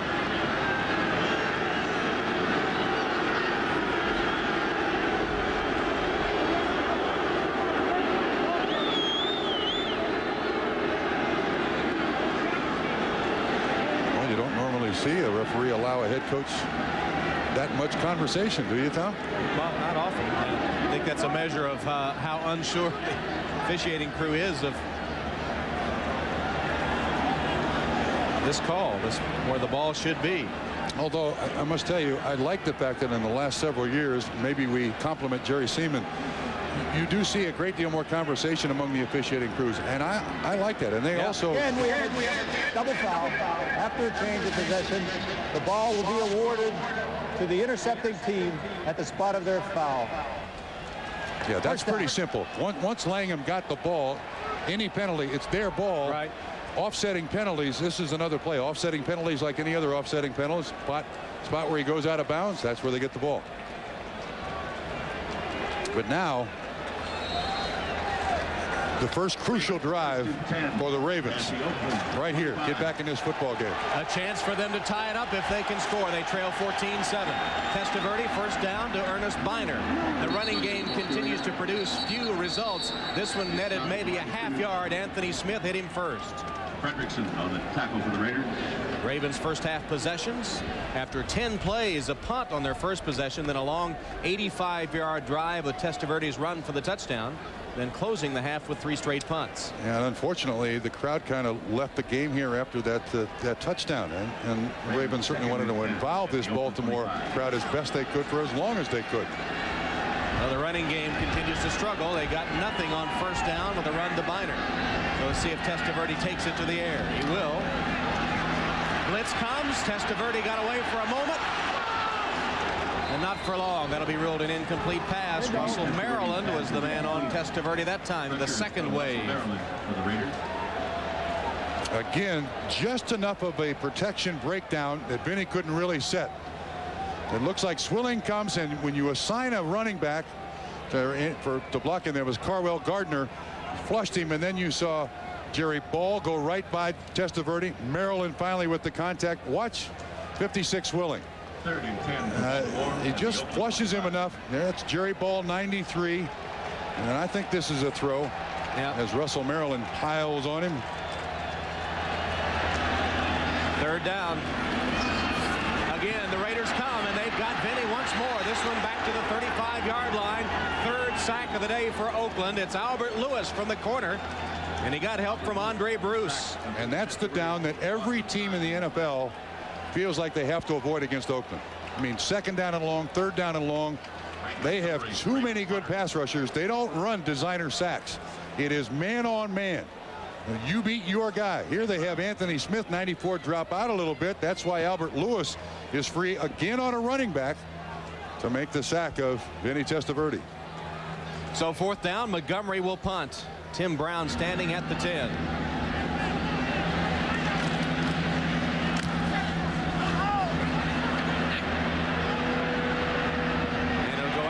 At about the 5-yard line. Montgomery had the proper English on it. They'll mark it at the 7, only a 29-yard punt, but it backs the Raiders up 14-7.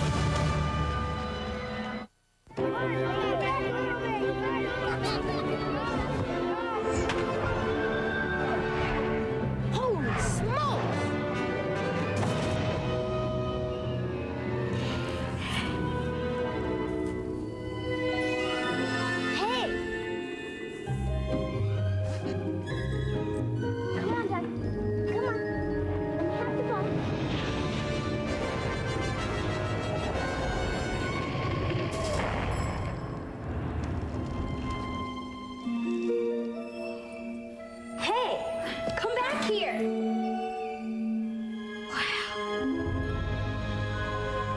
Welcome to my garage. Go ahead, look around. That is the original 240Z. It's a real beauty. This is the first small truck in America. Dogs love trucks. Over here. Whoa, but this thing hauls. It won 3 consecutive world championships. Cool. Any car can get you where you need to go. A special car gets you there with a smile on your face. Remember, young man, life is a journey. Enjoy the ride.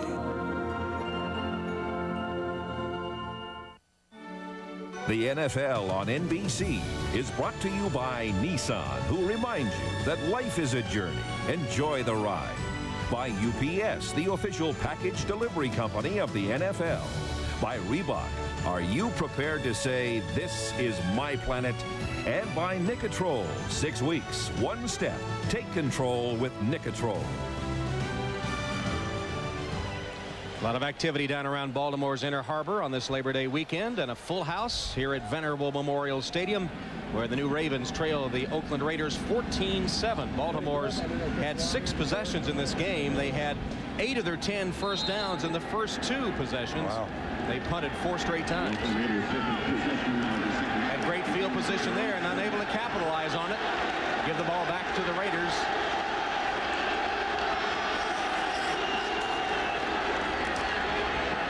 Williams got it to about the 10, a gain of 3. I must compliment this Raider offensive line.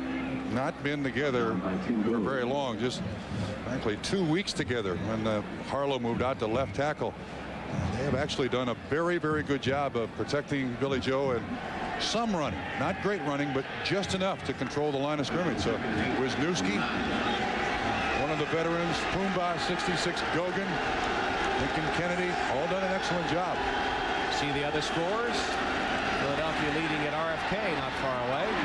Horvath's pass intended for Fenner, too high and incomplete. On me, he says, that's right. But that is a very tough completion to make.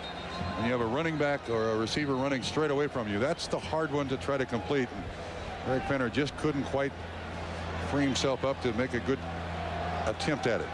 And Tim Brown is the injured Raider player down at about the 25-yard line. That would be he has the 2 touchdown receptions for the Raiders. Man, would that be a loss. Last year, his 3rd straight 1,000-yard season, 89 catches, 1,342 yards, 10 touchdowns, already got 2 today. That's 3 straight years to the Pro Bowl as a receiver. And a career high season last year with 1,342 yards. Here are his numbers for the day. And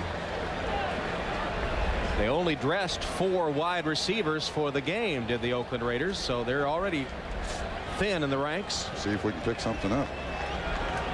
Well, he's standing, and then when does he go down here? Yeah, he just sort of pulled up. And now assistants leaving the field. So big loss for the Oakland offense. And this is just the time they need him. It's 3rd and long.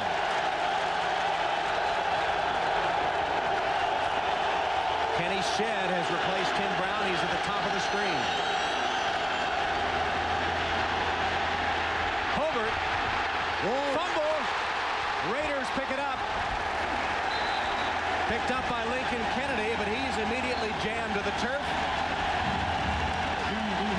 And a big defensive play by the Baltimore Ravens.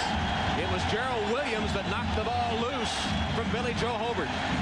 Good coverage downfield. Hobart looking left.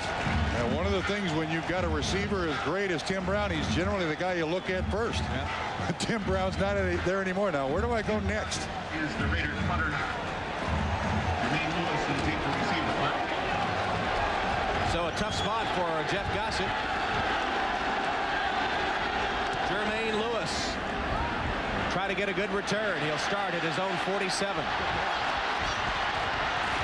And he takes it back into Raider territory. An 8-yard return after a 43-yard punt. Another golden opportunity coming up for the Ravens. How's business? Good question for sales or accounting, but not one you'd ask your shipping department.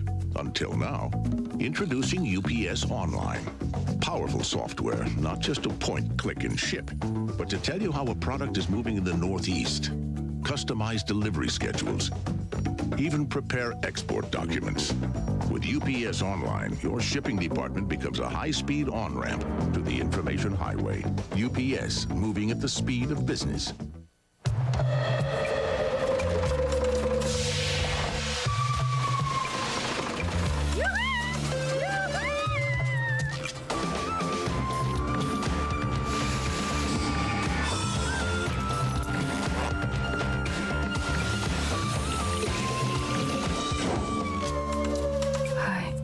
How can I ever repay you? You could try them.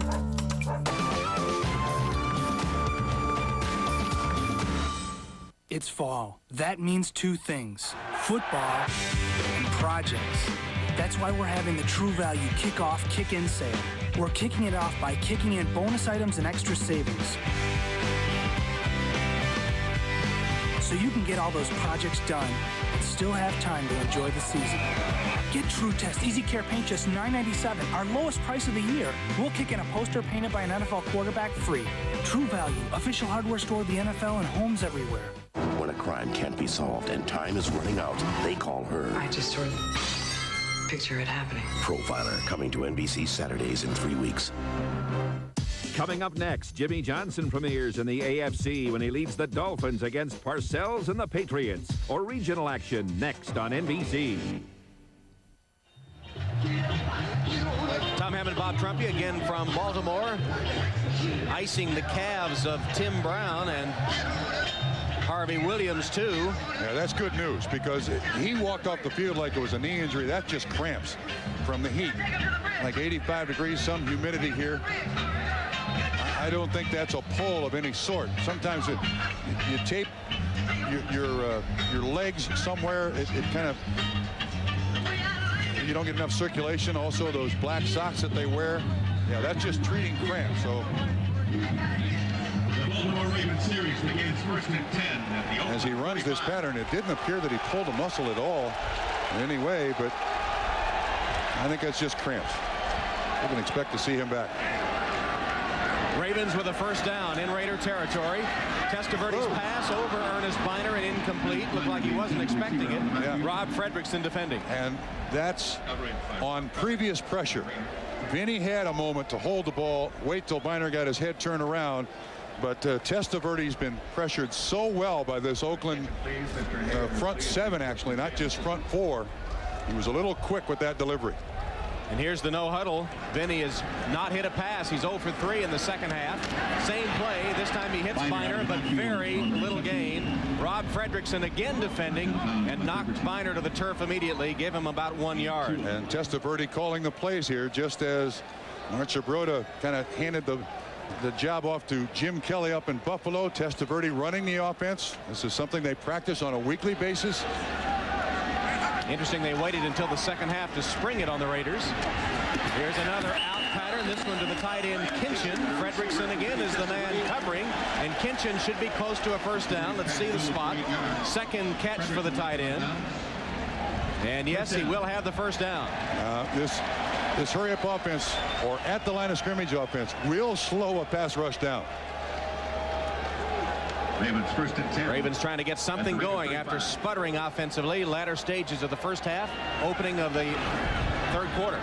Biner, the run is still not there. He got a yard. Mike Jones first to arrive on the scene. Very little yardage there for the Baltimore running game today. 7 rushes for Biner and only 15 yards. I don't think this at the line of scrimmage offense surprises the Raiders at all. I mean, Marchibroda is certainly known for it, done it almost everywhere he's been.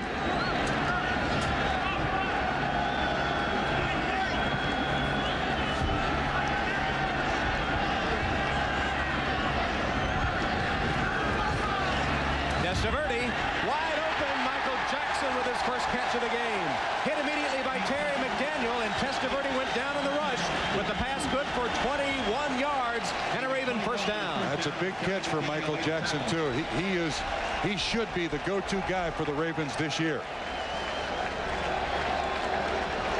Here's Chester McLaughlin playing over the center, Steve Everett. Ogden turns outside. Chester does make a hit on Vinny Testaverde, goes right around Everett, but Vinny stands in there. Again, that strong arm. Good catch, Jackson. First down, Ravens. Gardner, big hole up the middle. Best run that they've had from scrimmage in a long time. He's close to the 5-yard line. Lorenzo Lynch, the strong safety, makes the Oakland tackle. He's certainly used to this hurry-up offense. How many years was he in Buffalo with the K-gun? Ted Marchibroda, of course, installed in Buffalo, run superbly by Jim Kelly. 7th play of the drive. Fake to Biner. Testaverde rolls, pass knocked down. Anthony Smith put it right back in Vinny's face. You know, he'd have been a lot better off giving it to Biner. I think Biner had a chance to pick up some yards. Smith does get his hands up. And they're going to stay with the no huddle. It locks the defense into this personnel. They can't get extra guys. You get them in the defense with hands on hips, gasping for air. 3rd and 4 on the 8th play of the drive. Testaverde pumps, lofts it for Jackson. Can't get there. Albert Lewis was right with him, and Lewis celebrates a good coverage as it'll bring up 4th down, and Matt Stover will come out to attempt the field goal. Just overthrown. Just slightly overthrown. But a good at the line of scrimmage offense done there by Testaverde and the Ravens. 25-yard field goal attempt by Matt Stover, who is the NFL's all-time field goal accuracy leader at 80.6%. He's hit 49 of his last 53 attempts. And from 25 yards out, he nails this one. Matt Stover. So the Ravens narrow the gap. Here in the 3rd quarter, it's now 14-10 Oakland. The NFL on NBC. Your daughter has an American Express student card. She'll be able to get great deals on flights home. It gives you more choices. With that card, you can extend the payments. It's very flexible. You're going to get a reward point for every dollar you spend. Our senior member card has a lower fee. It gives you some more options. I'm sure we've got a card that'll work for you.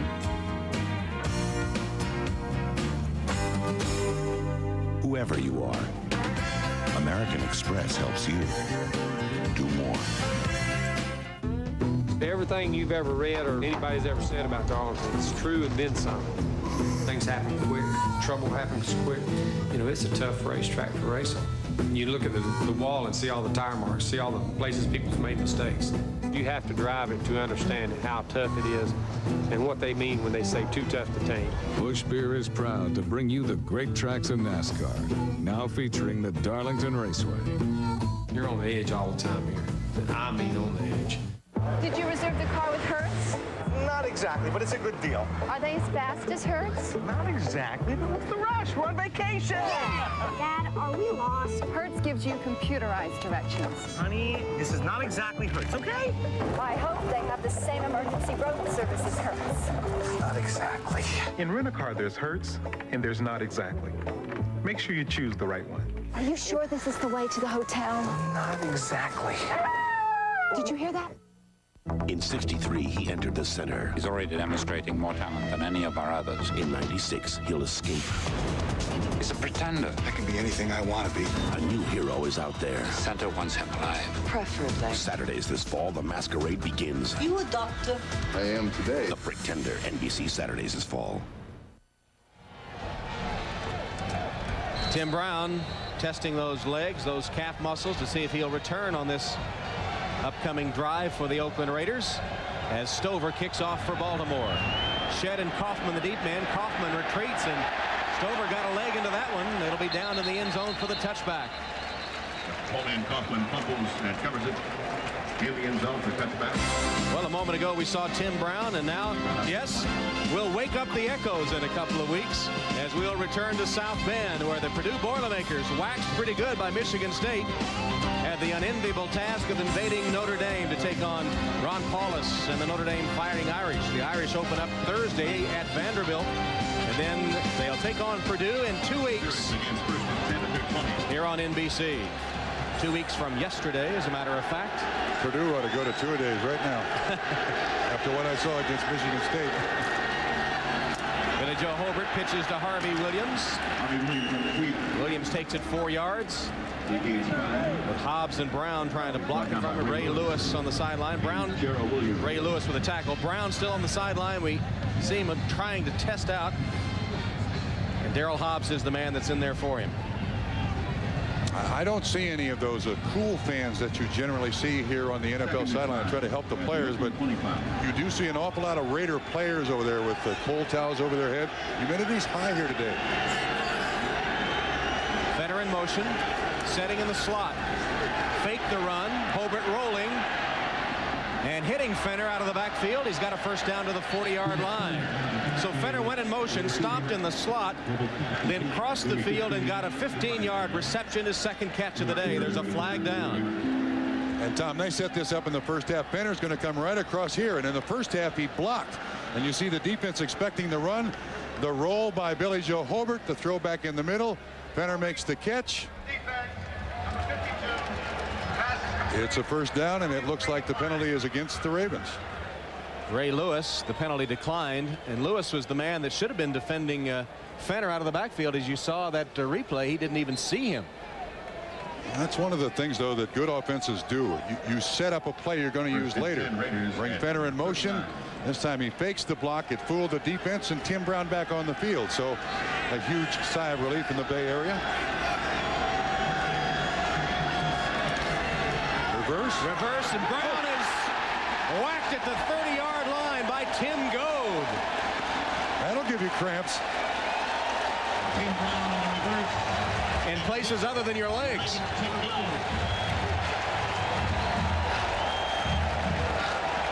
Just as Tim Brown gets the ball, Goad is there. Goad recognizes it beautifully. I'm betting Gogan missed the block. He was there to witness the entire thing. He'll apologize to Tim Brown. I'm very sorry. Tim's lucky he held on to the football, really. Very.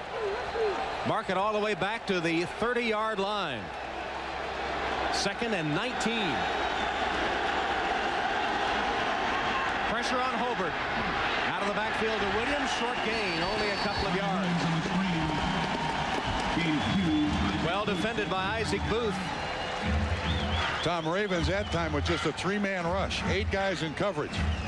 They really didn't want an awful lot of pressure on the quarterback. They wanted to make sure that they kept whatever receiver was down the field at least in front of them so they could make the tackle before they make the first down. This is when you want the coach calling the play. 3rd down and 19. Make it 17. Whatever. Blitz. Knocked loose. Dudley couldn't hold on as he got one of those welcome to the NFL hits from Eric Turner and Mike Caldwell. Dudley is a big target. At 6'6", 250. Dudley runs a simple out. Turner can sense what's happening. The rookie waves his hand. Hey, I'm open. Ooh. Don't throw it out. Here again. That's the one thing about you kids out there. You see the way Turner, he didn't go to the man. He went through the man. There is the hard-hitting Eric Turner. That tandem of safeties for the Ravens, unmatched in the NFL. Turner is the real thing. Gossett's punt. A low one.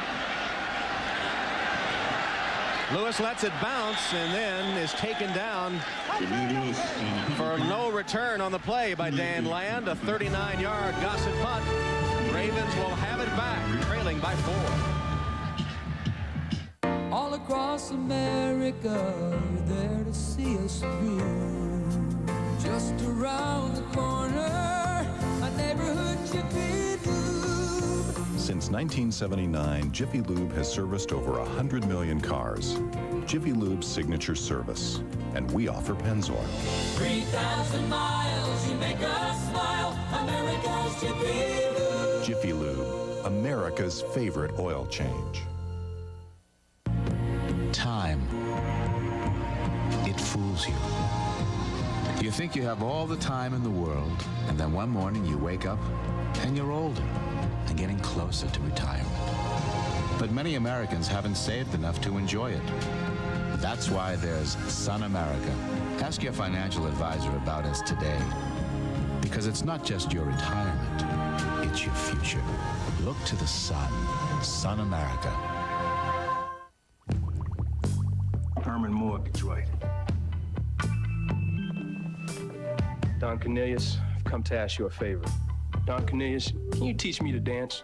What, like the funky chicken or the mashed potatoes? Oh, man, like the end zone. Free your mind, Herman. And your feet will follow. Take the oath. This is my planet. Herman, you sure you from Motown? In 2 weeks, quarterback Ron Paulus leads the Fighting Irish of Notre Dame in their home debut when they face the upset-minded Purdue Boilermakers. Notre Dame football is home on NBC. You're watching the NFL on NBC.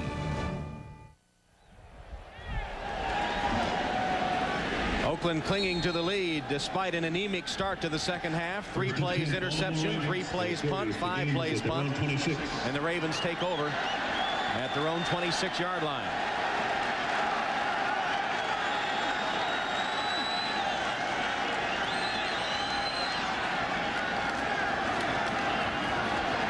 Ernest Biner cutting back through a seam to the 35-yard line. That's about an 8-yard gain. Eddie Anderson and Lorenzo Lynch making the tackles. Coming back to the at the line of scrimmage offense, Raiders have made 2 changes. They put Noah Harrison in at defensive tackle and the rookie Johnstone at defensive end. So expecting the hurry up offense, Tom. Jerry Ball is in there too at the moment.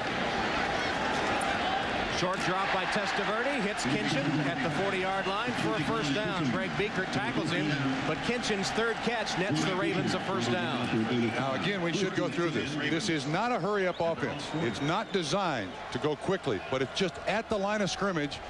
And Ted Marchibroda has devised a way to call the entire offense at the line of scrimmage, runs and passes, something he's brought to Baltimore. Of course, what it does is limit the situational substitutions. Flags down. So is Ernest Biner. Wrapped up by Fredrickson. I think we got Raiders offsides, and again, that's part of the fatigue of facing this at the line of scrimmage offense.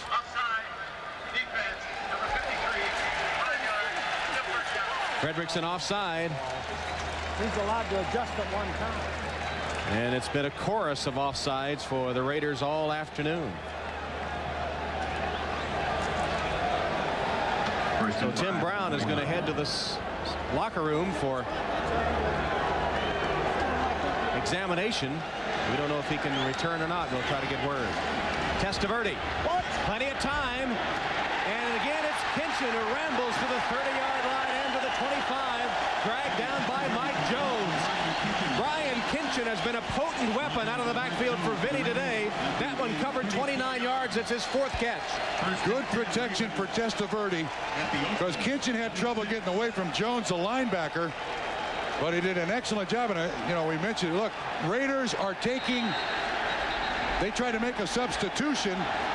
Vinny just took the ball, went to his knee. There's too many people on the field for the Raiders, and there is a flag on the field. Boy, you got to be in command of all your faculties to see that. Testaverde took a knee, and sure enough, the Raiders, Mike White was trying to substitute. The flag is down.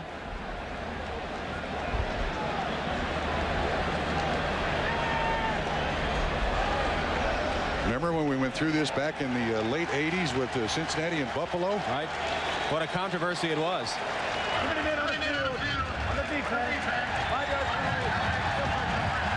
That's the price you pay if you want to try to make substitutions. There's nothing illegal about it.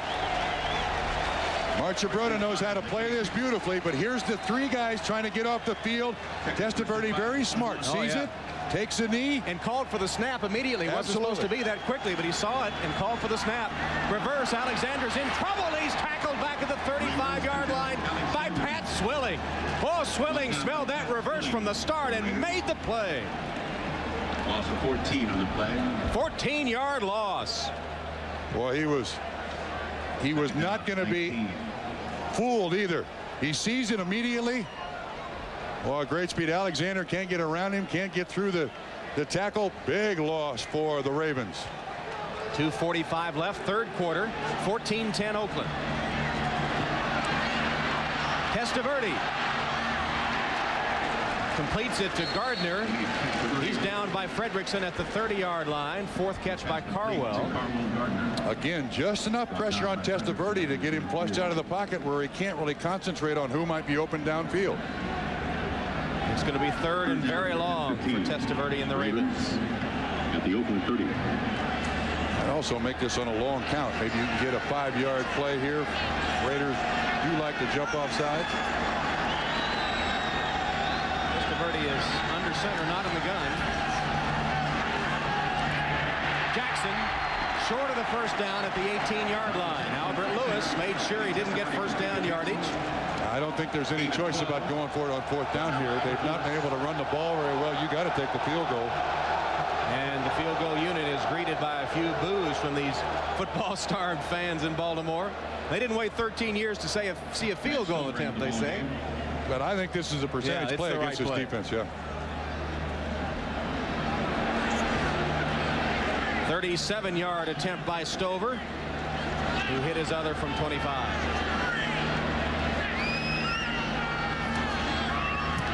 Montgomery holds, and Stover connects. 37-yard field goal attempt is good. It's a one-point game. Marchibroda and the Ravens trail by 1. I tried going cold turkey, quitting smoking, and it didn't work because I did not have the control that I thought I had. The bottom line is I went back to smoking again. But this is working. The Nicotrol patch is really working. New Nicotrol, a whole new and simple way to help you quit. Only Nicotrol has a 6-week program, not 10 weeks like the other patch or 12 weeks like the gum. You know, I don't sit around thinking about, can I make it, can I do it? I know I can, and I know I can make it. 6 weeks, 1 step. Take control with Nicotrol. As the dark pulls its covers down tight, we curl up in our beds and whisper, good night. Serta, we make the world's best mattress. Now at KFC, you can mix roasted chicken with fried chicken, mix hot wings with honey barbecue wings. And your meal might get started before you get to the table. Get 6 wings pieces for $1.99, 20 for $5.99. Emmett Smith, Thurman Thomas, Rodney Hampton, Curtis Martin, and more. 8 elite NFL running backs in a test to see who's best as they run to daylight. Plus, who's the league's top speed burner? The NFL's fastest man settles the score on Sports World next Saturday at 4:30 Eastern on NBC.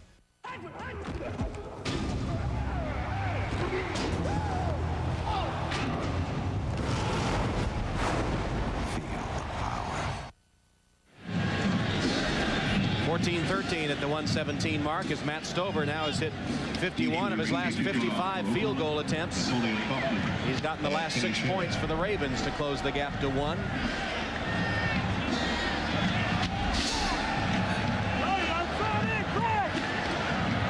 Kaufman and Shedd, the deep men for the Raiders. As the ball blows off the tee.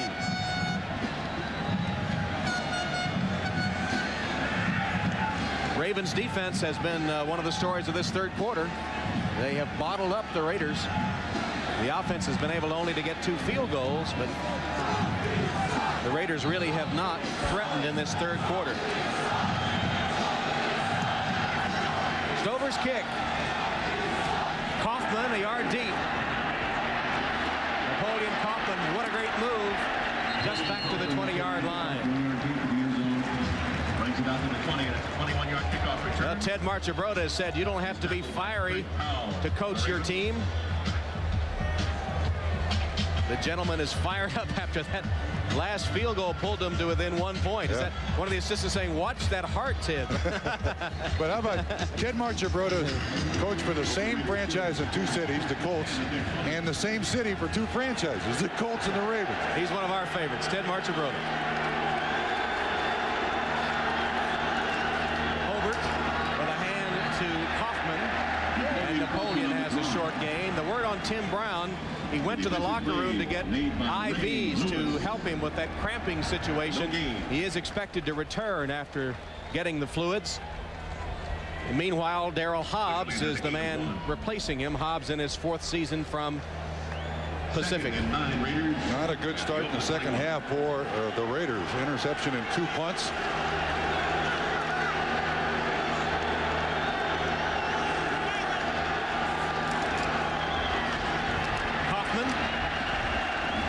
The Raiders like Napoleon Kaufman in his 3rd season from Washington, the #1 career rusher for Washington, and they think he gives them a good change of pace from Williams and plan to use them in tandem sometimes.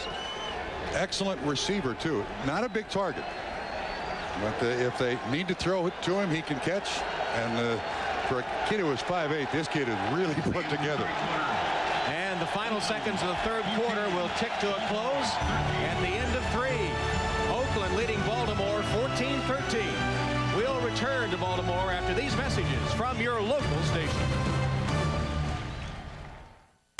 Dad, will our family fit in on NBC? Sure we will. Although we may have to find a way to keep your Uncle Glenn from eating the peacock. Jeff Foxworthy, Mondays this fall on NBC.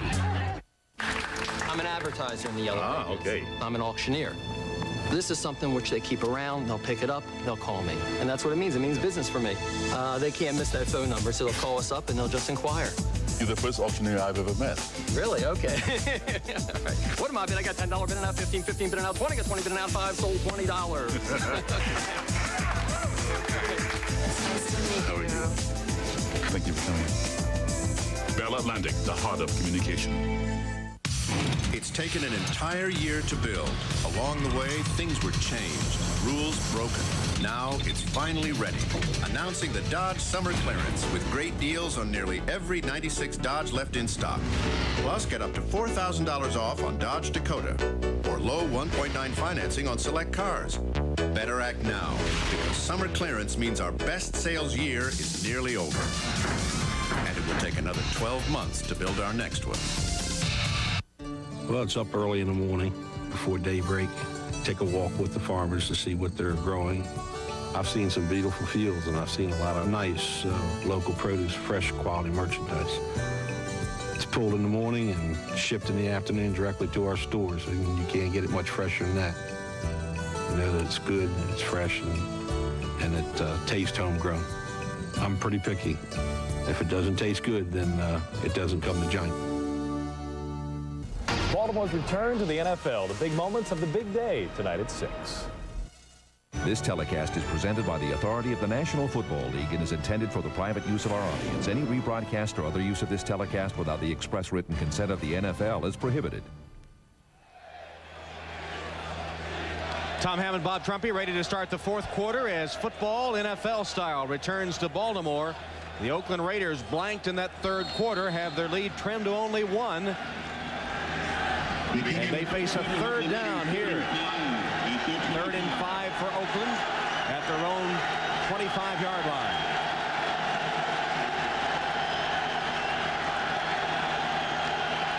Hobert. And the pass is complete to Kenny Shedd. It will be a Raider 1st down. Shedd holds on despite the hit from Antonio Langham. His first NFL catch. And last year in the World League. And finally found his way. Good strength, great quickness. Well, that's just a nice catch and throw by Hobert. Just enough to get the 1st down, keep the drive alive. Finally. Shedd's preseason, one of the reasons they let the Rocket go to Carolina. And he's been at it basically since about March, counting the World League in Barcelona all the way to the Raiders. Kaufman tripped up after a gain of 3 or 4 yards. Now the Raiders have been able to run a little bit today against the Ravens. Not great, but a little bit. And this is where that running game can really pay dividends. give the defense a rest, kind of slow down the momentum. Winner right behind Mike White there going to the sideline. Number 34 looks like he's suffering from leg cramps too. 64,124, the largest crowd in Baltimore's Memorial Stadium history. Built in 1954, this is the largest crowd ever. You see the other scores on this kickoff weekend. Play action fake, and Hobart looking to the center of the field. Catch is made by Darrell Hobbs, cracked down by Ray Lewis immediately. Second catch for Hobbs. It'll be short of the first down. Now, last year, when both Hobart and Hobbs were not real big players for the Raiders, they put a lot of passes in practice. When Hobart was the other team's quarterback, Hobbs was the other team's receiver, so they know each other best, probably even more than Hobart knows Tim Brown. Tim Brown has made his reappearance onto the field. We'll see if he gets the headgear back on. Meantime, it's third and less than a yard. Harvey Williams is stopped. Ray Lewis, the rookie, makes another big play. And is he fired up?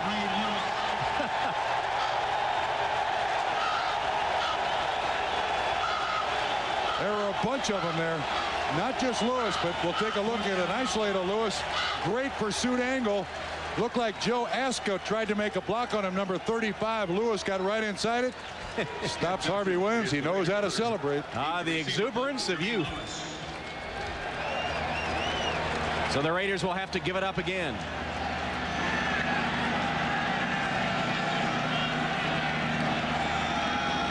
Gossett boots it toward Jermaine Lewis. Lewis fields it at the 13.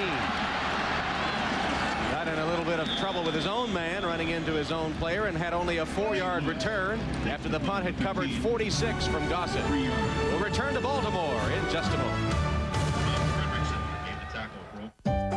Dr. Catherine Homrick cares for some very demanding patients in upstate New York. I drive a lot. Some days I'll drive up to 300 miles a day to see my clients. Fortunately, this veterinarian drives the reliable Mitsubishi Galant. My Galant makes my life a lot easier. With the weather being unpredictable, it's real important that I have a dependable vehicle. The Mitsubishi Galant, a car you can depend on, even when it's raining cats and dogs. The Galant from Mitsubishi, the new thinking in automobiles. You've been thinking about getting a digital satellite dish.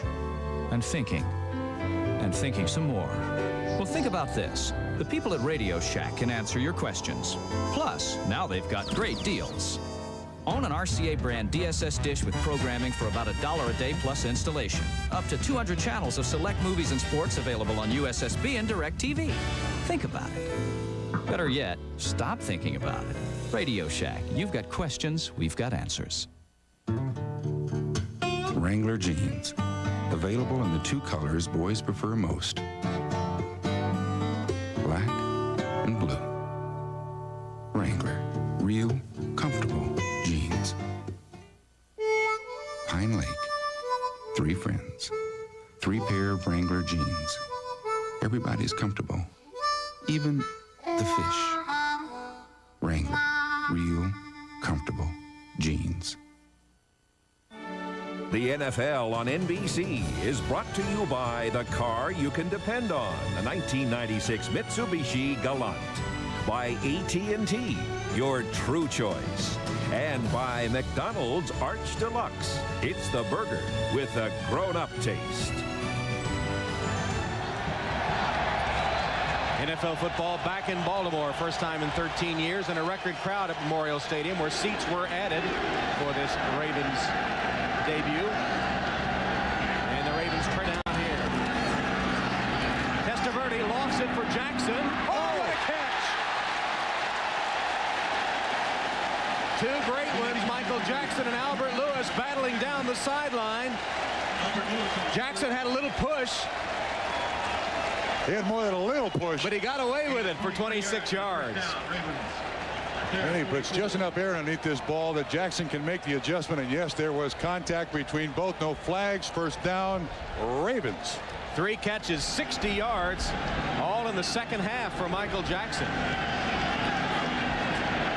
Testaverde And Hunter is down to the 31-yard line, tackled by Eddie Anderson. 25-yard gain as Testaverde is biting off huge chunks of yardage. That's 51 yards in 2 plays. And again, this is a great throw. Remember, Hunter's the one who fumbled the kickoff return. Gets a chance to atone for it. Excellent catch. Quick drive here in this at the line of scrimmage offense by the Ravens. Gardner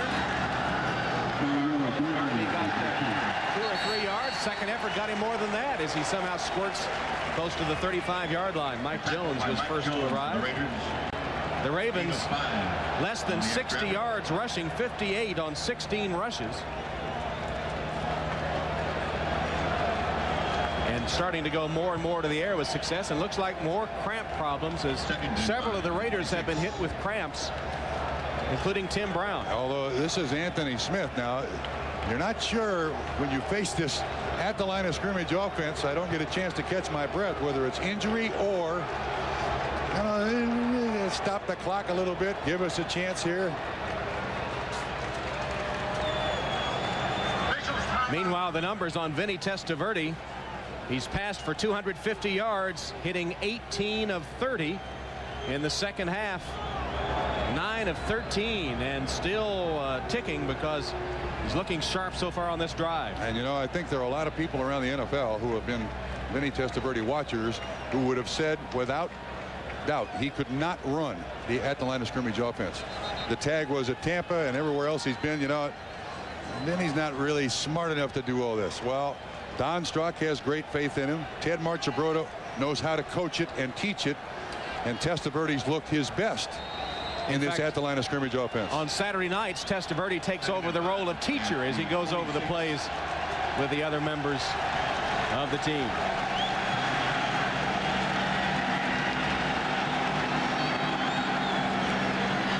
Second down run by Gardner again. Chester McLaughlin the first to hit him. He'll be stopped short of the first down. It'll be third.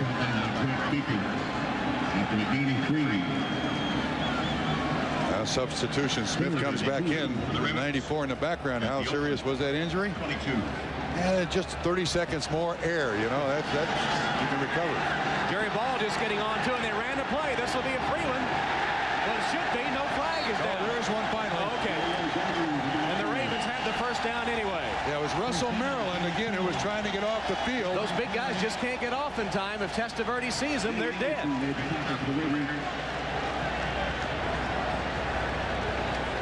Ball came on. Maryland couldn't quite lumbered off. Yeah. Testaverde had the presence of mind to call for the snap while the Raiders had 12 men on the field.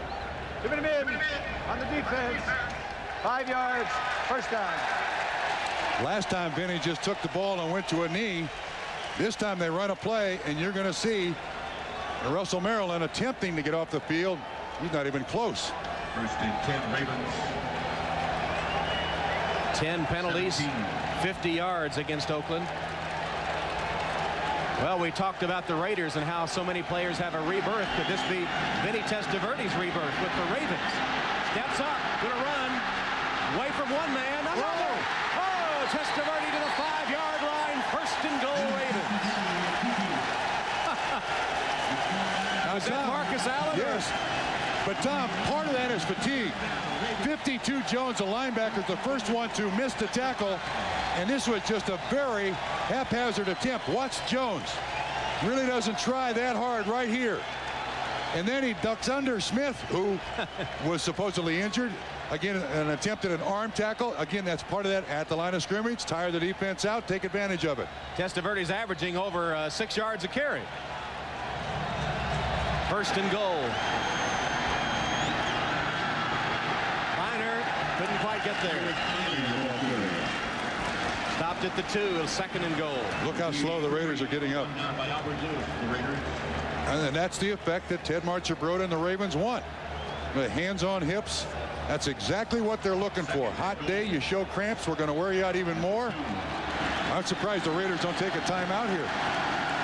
Gardner and Biner in the eye. Gardner plows. Not in.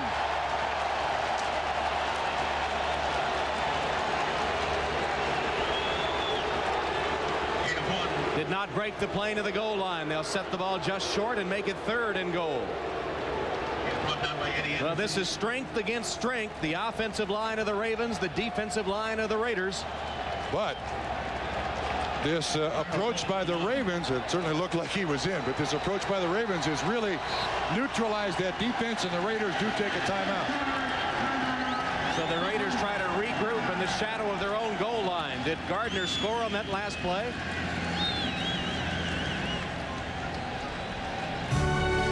Hard to tell. Hard to tell. We'll be back. Perfect for any game, Domino's has the perfect play. Choose from 3 delicious crusts. There's classic hand-tossed, crunchy thin crust, or go deep with thick ultimate deep dish. So make the call and have it all.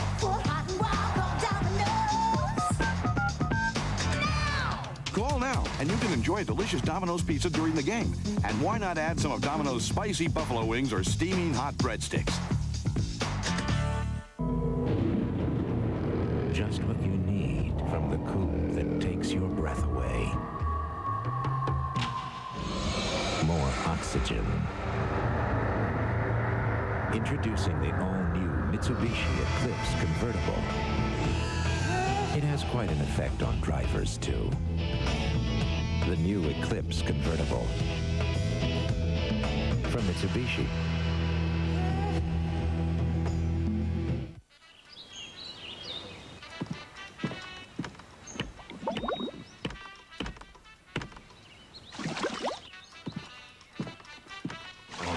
The new Coors Light can is attracting a lot of attention. It has a wider mouth, so you can enjoy more of the cold taste of the Rockies.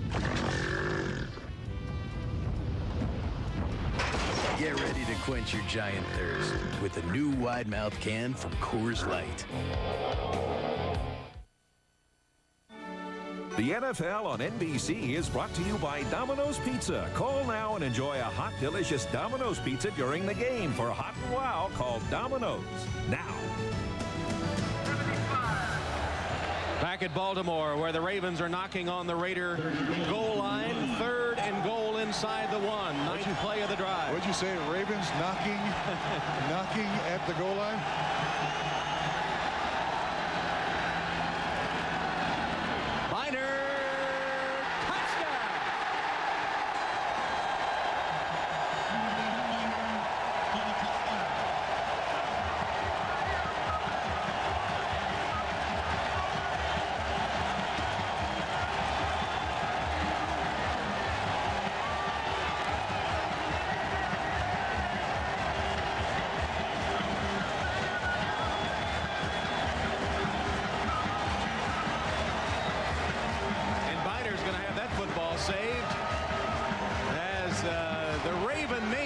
Get their chance in that end zone. No dog pound maybe, but the Raven Maniacs soon to make their presence known, and it looks like they're going to go for the 2-point conversion. Biner's the lone setback, 3 wide receivers. Fake to Biner, Testaverde with a shovel pass, and it will be fumbled, and the conversion is no good. But the Ravens have taken the lead in an unlikely fashion on a run. This one by Ernest Biner. And Baltimore soars with the lead. The legendary chalice of Malta has never come cheap. In 1238, it was captured by 10,000 Celts. In 1512, it took an entire armada. And in 1703, it took an arranged marriage to the daughter of Charles V. The older one. But luckily, if you want the golden chalice of Malta, all you need is the golden card of Visa, with extraordinary purchase power for extraordinary things. It's even mightier than the sword. Visa Gold fits everywhere you want to be. Natural ability can only take you so far. Equipment counts for a lot. I'm always checking out new ideas. You have to stay competitive. That's what I like about Pert Plus. Cleans and conditions in one step. No messing with 2 bottles. I get great results. No hassle, no fuss. Eventually, we all cross the finish. The winners just find a better way to get there. Pert Plus, great hair, no fuss. Just what you need takes your breath away. More oxygen. Introducing the all-new Mitsubishi Eclipse convertible. It has quite an effect on drivers, too. The new Eclipse convertible. From Mitsubishi. In 63, he entered the center. He's already demonstrating more talent than any of our others. In 96, he'll escape. He's a pretender. I can be anything I want to be. A new hero is out there. Santa wants him alive. Preferably. Saturdays this fall, the masquerade begins. You a doctor? I am today. The Pretender, NBC Saturdays this fall. No-huddle offense has paid big dividends for the Baltimore Ravens. They've taken a 19-14 lead. 13 of those points coming from Ted Marchibroda's no-huddle offense, employed only here in the second half. They didn't use it at all in the first half. It's given them a big boost. And the Raven defense, too, has played much tougher in the second half. Stover with the kick. Kaufman fields the short kick at about the 22-yard line. Bounces off one of his own men, cuts to the outside. And it's down at the 27-yard line by Craig Powell. Don't forget, most of you, coming up in the second half of our doubleheader, will see Dan Marino, the all-time NFL passing leader, against the New England Patriots and their young upstart Drew Bledsoe. 2 years ago, those two had a fantastic shootout. Most of you will see New England, Miami. Some will see the Jets, Denver, or Seattle, San Diego, coming up next here on NBC. This second half, Oakland has run 17 plays and netted only 43 yards. That's after they gained 189 in the first half. Holbert, sacked. Second sack of the day. Caldwell and Lewis with Goad getting a piece too. Things are starting to slow down here for the Raiders. Trailing, they now want to throw. Footman flushes him. Caldwell, 56, is the first one to make contact. 73 Goad. They kind of pile on Billy Joe. Now the emotion in Memorial Stadium. The Ravens crowd back in it.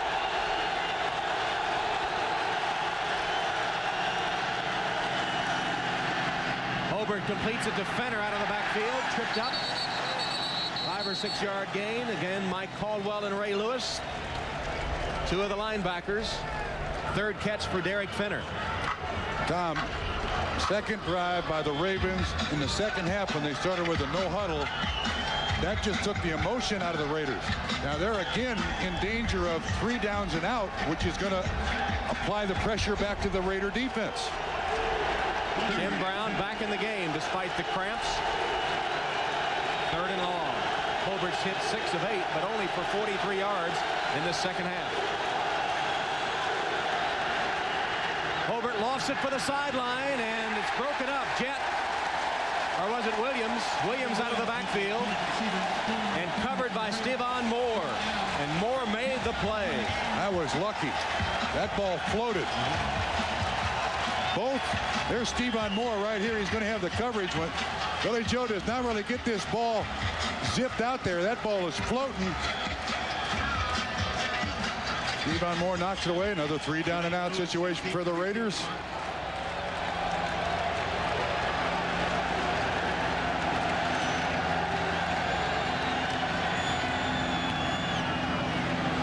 Gossett's punt. Jermaine Lewis. Nice play made on the outside by Darren Carrington after a 45-yard punt. FedEx uses over 500 airplanes to handle your 2-day package. Cost? About $12. UPS uses over 500 airplanes to handle your 2-day package. Cost? About $6. The U.S. Postal Service uses over 15,000 airplanes to handle your priority mail 2 to 3-day package. Cost? $3. So, 12, 6, 3, what's your priority? Priority mail from the U.S. Postal Service. We hear you're kicking off the Walt Disney World 25th anniversary. Well, I'm ready to party. Now at McDonald's, you can get one of 4 Walt Disney World 25th anniversary glasses, just 99 cents each when you buy any large sandwich. You are looking at one happy little man. There will always be questions.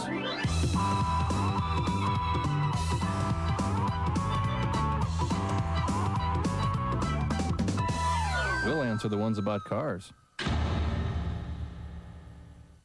Oh no, it's back. Prescription Strength Desonex knows how bad athletes' foot can get. Knows about the burning, the itching, the cracking. It can feel like a soldering iron between your toes. Now is the time to hit it with strong medicine. Before it gets really bad. Prescription Strength Desonex has the same medicine that doctors prescribe again and again. Because nothing you can buy works better to cure athletes' foot.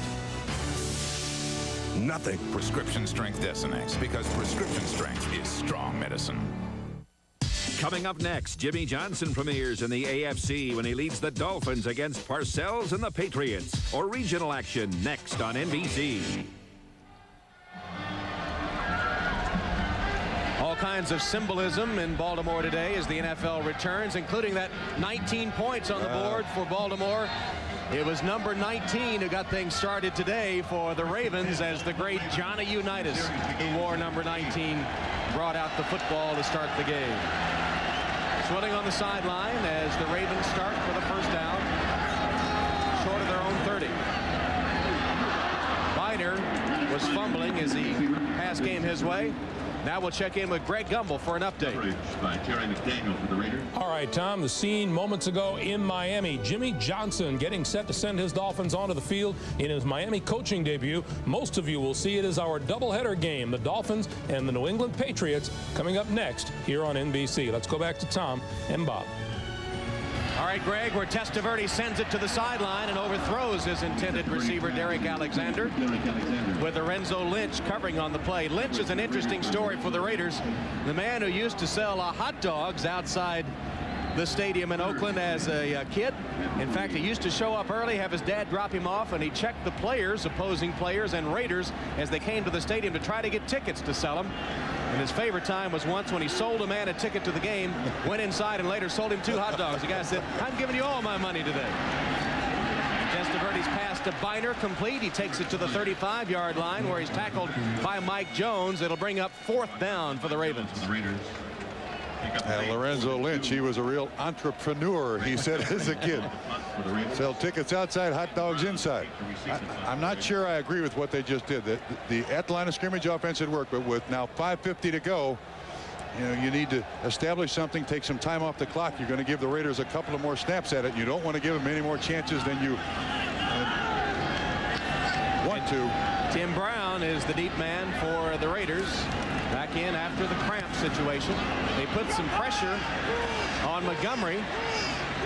And he gets some pretty good roll. That'll help. Wasn't a very long punt, but with the roll, it gets to 38 yards. Coming up tonight, an all-new Dateline Sunday. Then must-see TV with Third Rock from the Sun and Boston Common in their new Sunday night slots. That's coming up tonight. There you are here on NBC. And don't forget, second half of the doubleheader coming up on most of these stations.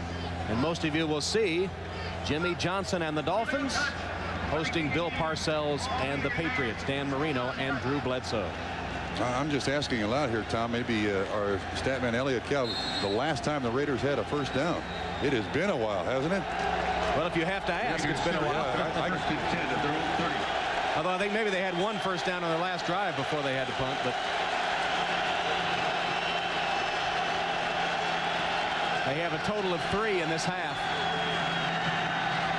Hobart's pass wide open. Jet.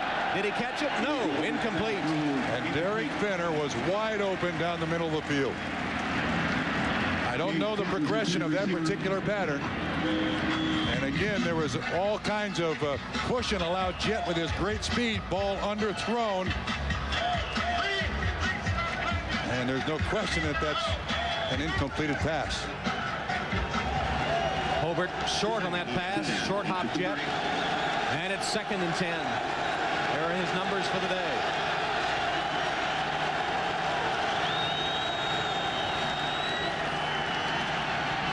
Fenner. Pass just behind him and incomplete. He found a seam behind Ray Lewis, the linebacker. But Holbert is getting a little reckless here.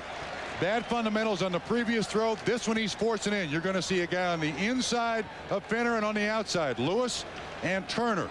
That would have had to have been a perfect throw. He had time. He could have waited to clear Lewis, but it was behind Fenner. But truthfully, a ball that could have been caught by Fenner should have been caught. It's 3rd and 10. 3 times they've converted.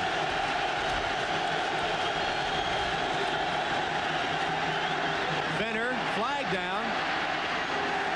Fenner's to the 36-yard line and short of the first down. Tackled by Isaac Booth. This could be a hold against Oakland.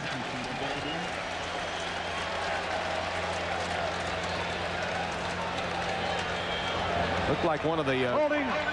Number 72 in the offense. Coming decline. 4th down. That's Lincoln Kennedy. I thought one of the Raiders had a pretty good takedown, tackle demand. Kennedy on Burnett. There's a little game. Yeah, there it is. That's definitely a tackle. One of the better ones of the day. And at 330 pounds, when he throws you to the ground, there should be a flag thrown. Better than 400, which is what he was in the offseason, huh? Yep. 5th punt in the last 5 Oakland possessions. Jermaine Lewis hasn't broken one big yet. Gossett's punt off the side of his foot. Lewis is going to let it bounce. It takes an end zone bounce. It was too good of a bounce. 64 yards, but into the end zone for the touchback. So they'll bring it out to the 20-yard line.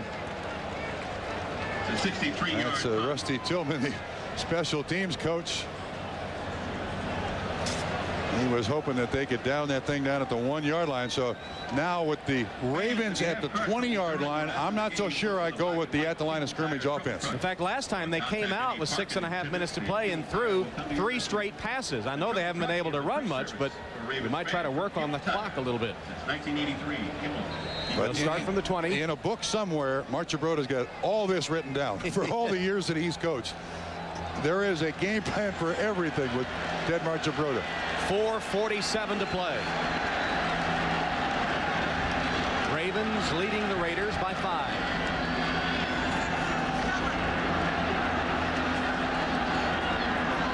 Testaverde changing the play. It's a pass. Now it's a run. And what a run. Oh, Vinny. That safety just bounced off of Vinny Testaverde. 6'5", 230. Wait a minute. He's run 5 times for 45 yards. This one, 16. Who is this guy he bounces off of? Beekert misses him 54. That's 43. Lorenzo Lynch, the entrepreneur. Vinny was not about to be denied. 1st and 10. The Baltimore 36. Well, the rebirth of Vinny Testaverde today on the verge of leading the Ravens to their first ever victory. Ernest Biner. Now they're starting to get some running yardage. That one ripped off 10. As the clock comes inside 4 minutes. Well, the fatigue is really showing in this game. They have absolutely reduced a solid defense to mush. Jerry Ball, hands on hips, as wide as they may be, trying to grab some extra breath. Actually 9 yards on that carry. It'll be 2nd and 1. 2nd and 1 at the 45.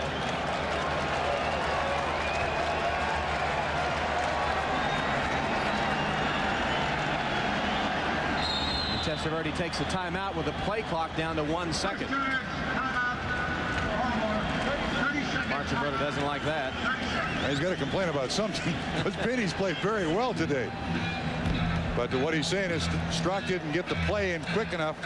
They don't want to stop the clock for any reason. That's another page in that playbook that he'll make a big copy of, big sign of. You don't do that. An interview with Marchibroda where one of the things he mentioned was that you don't have to rant and rave on the sideline to be an effective coach. But Teddy does not wear a headset now. But that allows him that chance to rant and rave, you know? Second half dominated by the Baltimore Ravens and their coach Ted Marchibroda. What a turnaround. Look at that second half. Well, you realize, Tom, that the Raiders last won an NFL football game regular season November 12th of 1995 in New York. They beat the Giants. Wow. And it looks like they're going to be on the short end of the stick today unless something strange happens. It'll be 7 straight losses by the Oakland Raiders going back to last year.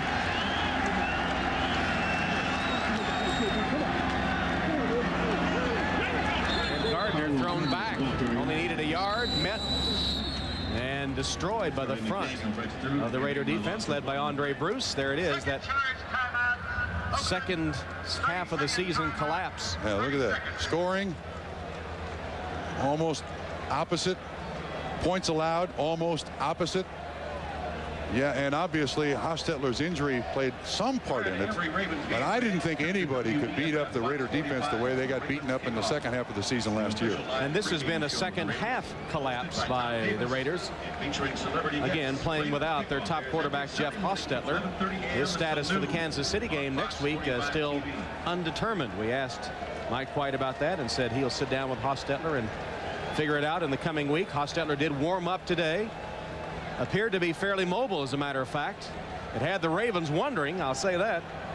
And here's what faces them the next 6 weeks, including that visit at Kansas City. Kansas City was having a tussle with Houston last time we saw the scores. Yeah, the schedule favors, or when the season started, favored the Raiders if they could get on track.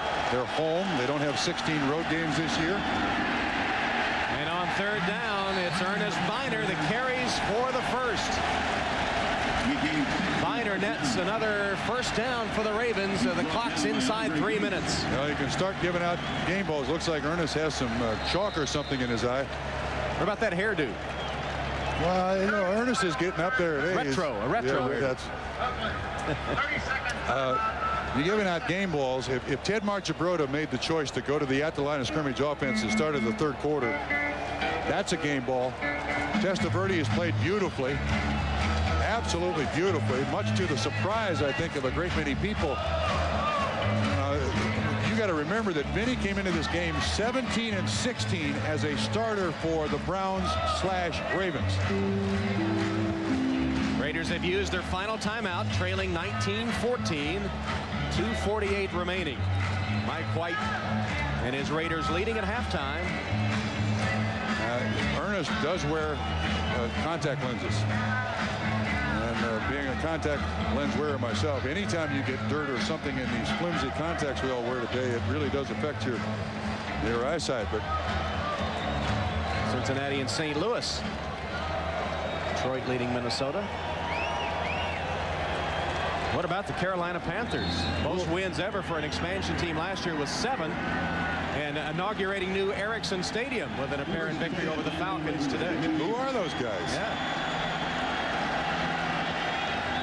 First down, Baltimore.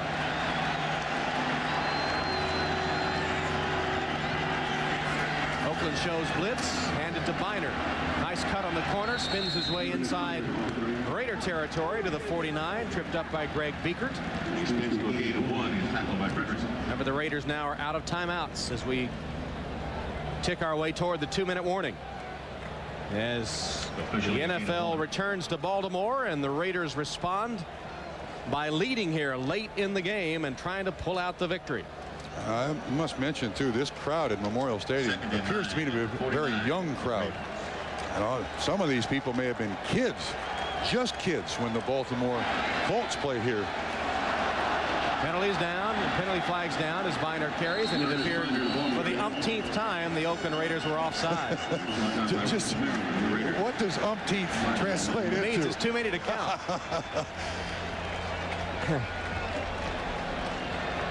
Offside. Defense. Number 89. 5-yard penalty. Repeat second down. He said 89. I think he means 99. Yeah. Andre Bruce. Yes, 99. Thank you, Dale. There you see most penalties. Geez, actually Detroit tied them.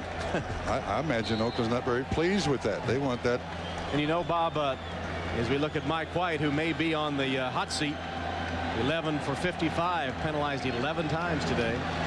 The Ravens figure to be a better team than the team that won 5 games in Cleveland last year. If nothing else, because all the emotional distress of the uncertainty of last year has been removed. Biner, a couple yards. Beaker at the bottom.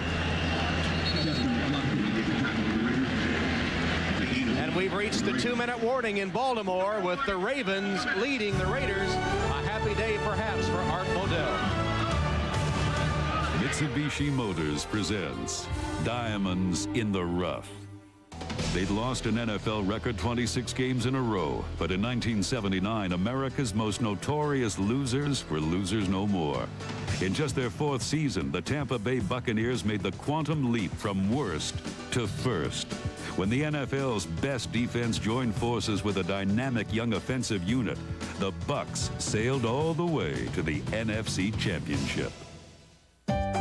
Dr. Catherine Homrick cares for some very demanding patients in upstate New York. I drive a lot. Some days I'll drive up to 300 miles a day to see my clients. Fortunately, this veterinarian drives the reliable Mitsubishi Galant. My Galant makes my life a lot easier. With the weather being unpredictable, it's real important that I have a dependable vehicle. The Mitsubishi Galant, a car you can depend on, even when it's raining cats and dogs. The Galant from Mitsubishi, the new thinking in automobiles. No matter what size fax you send, no matter where in the world you send it, AT&T guarantees it'll get there. Because now, AT&T has 70% more international routes, which means more ways to get around trouble and more ways to steer clear of danger. So your international fax gets through. No matter where in the world you send it. Guaranteed network reliability at a competitive price, only from AT&T for the life of your business.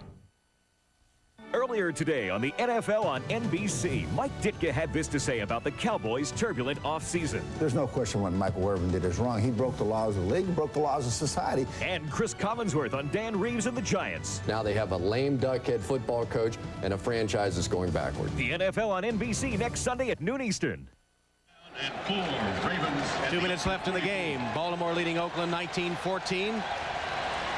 3rd down. Baltimore needs to convert to retain possession.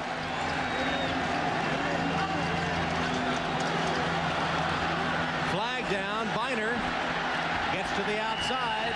Driven out of bounds. Close to the 1st down. Albert Lewis took him out of bounds, but let's check the penalty. There have been 11 penalties against the Raiders, all of the 5-yard variety. I think this is another one, an even dozen.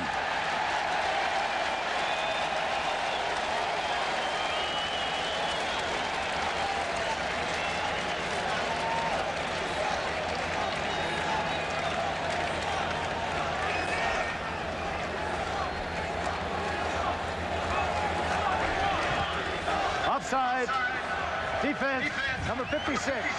5 yards, the 1st down. Pat Swilling called for another offside. Tom, before the 2-minute warning, you mentioned about the Browns last year just winning 5 games.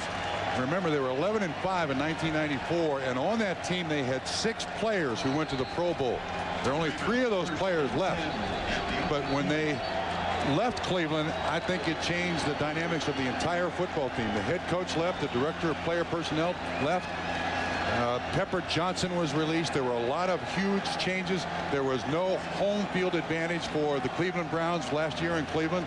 It was easier for them to play on the road. Unfortunately, or fortunately, their head coach, Bill Belichick, he got this bunker mentality, and it just got worse and worse and worse. And I'm not sure you can judge this team off last year's performance. Maybe better the year before when they were 11-5. Raiders are out of timeouts, and the Ravens, given the 1st down by virtue of the penalty, will now just try to kill the clock as Testaverde takes a knee. Well, if Mike White was on the hot seat, temperature's been turned up. Although they were playing without Hostetler. But their offense completely shut down by the Raven defense in the 2nd half.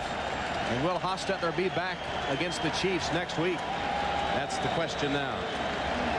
Don't forget, second half of the doubleheader coming up. Most of you will see the Patriots and the Dolphins. Others will see the Jets, Broncos, or Seattle, San Diego. Second half of the doubleheader is coming up as we see history made here in Baltimore. You know, the amazing thing, too, is I just thought of something. Vinny Testaverde is colorblind. He has no idea that the color of his uniform has changed. He just got a different address. Well, whatever the reason, be it Don Strock or that man Ted Marchibroda or whatever, a new lease on life. Vinny Testaverde was superb today. Yes, well put. Absolutely. Showed great confidence. Showed more running skills than I thought he possessed. They probably don't want to see that every week, however. How many times you suppose they'll replay that one run when Vinny has that defensive back Lorenzo Lynch just bounce off his shoulder? He hit 19 of 33 for 254 yards, rushed 5 times for 45 yards and a touchdown. And history will be made in Baltimore. Art Modell with a hug from his wife as Testaverde leads the Baltimore Ravens to their first ever NFL victory. Both the Raven history.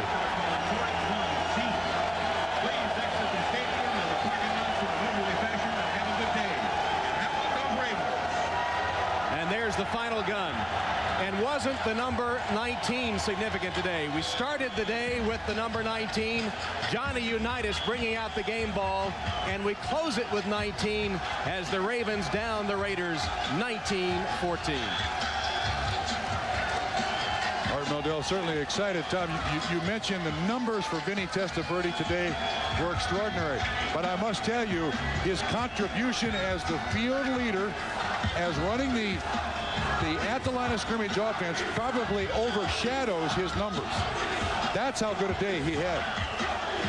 And the long-suffering Baltimore fans have a chance to air it out for the first time in 13 years. Yes, the party is on in Baltimore. The NFL is back, baby. And the Ravens do it in style by defeating the Oakland Raiders, one of their old nemesis from days gone by, and doing it with a superb second half. Testaverde directing the no-huddle offense and the defense stopping the Raiders in their tracks. And again, that number 19 significant. From the back of Johnny U to the final on the scoreboard, the Ravens are in the books. Once again, the final score, the Ravens 19, the Raiders 14. Coming up next on most of these NBC stations, Game 2 of our NFL doubleheader. Most of you will see the New England Patriots take on the Miami Dolphins.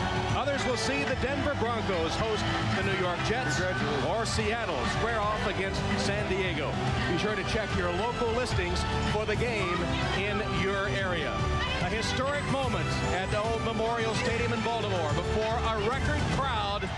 The NFL is back as the Ravens beat the Oakland Raiders 19-14. It'll be 3 weeks now before the Ravens return, but the talk of this city will continue to be football. Baltimore is back.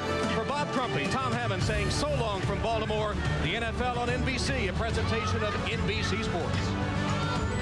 Some men know how to greet a lady. Hi, I'm Michelle. Oh, I mean, hello. Men behaving badly. NBC Wednesdays in 3 weeks. Mike Tyson may want Bruce Seldon's title, but he may not be willing to pay the price. Seldon, Tyson, champion versus champion, live on pay-per-view.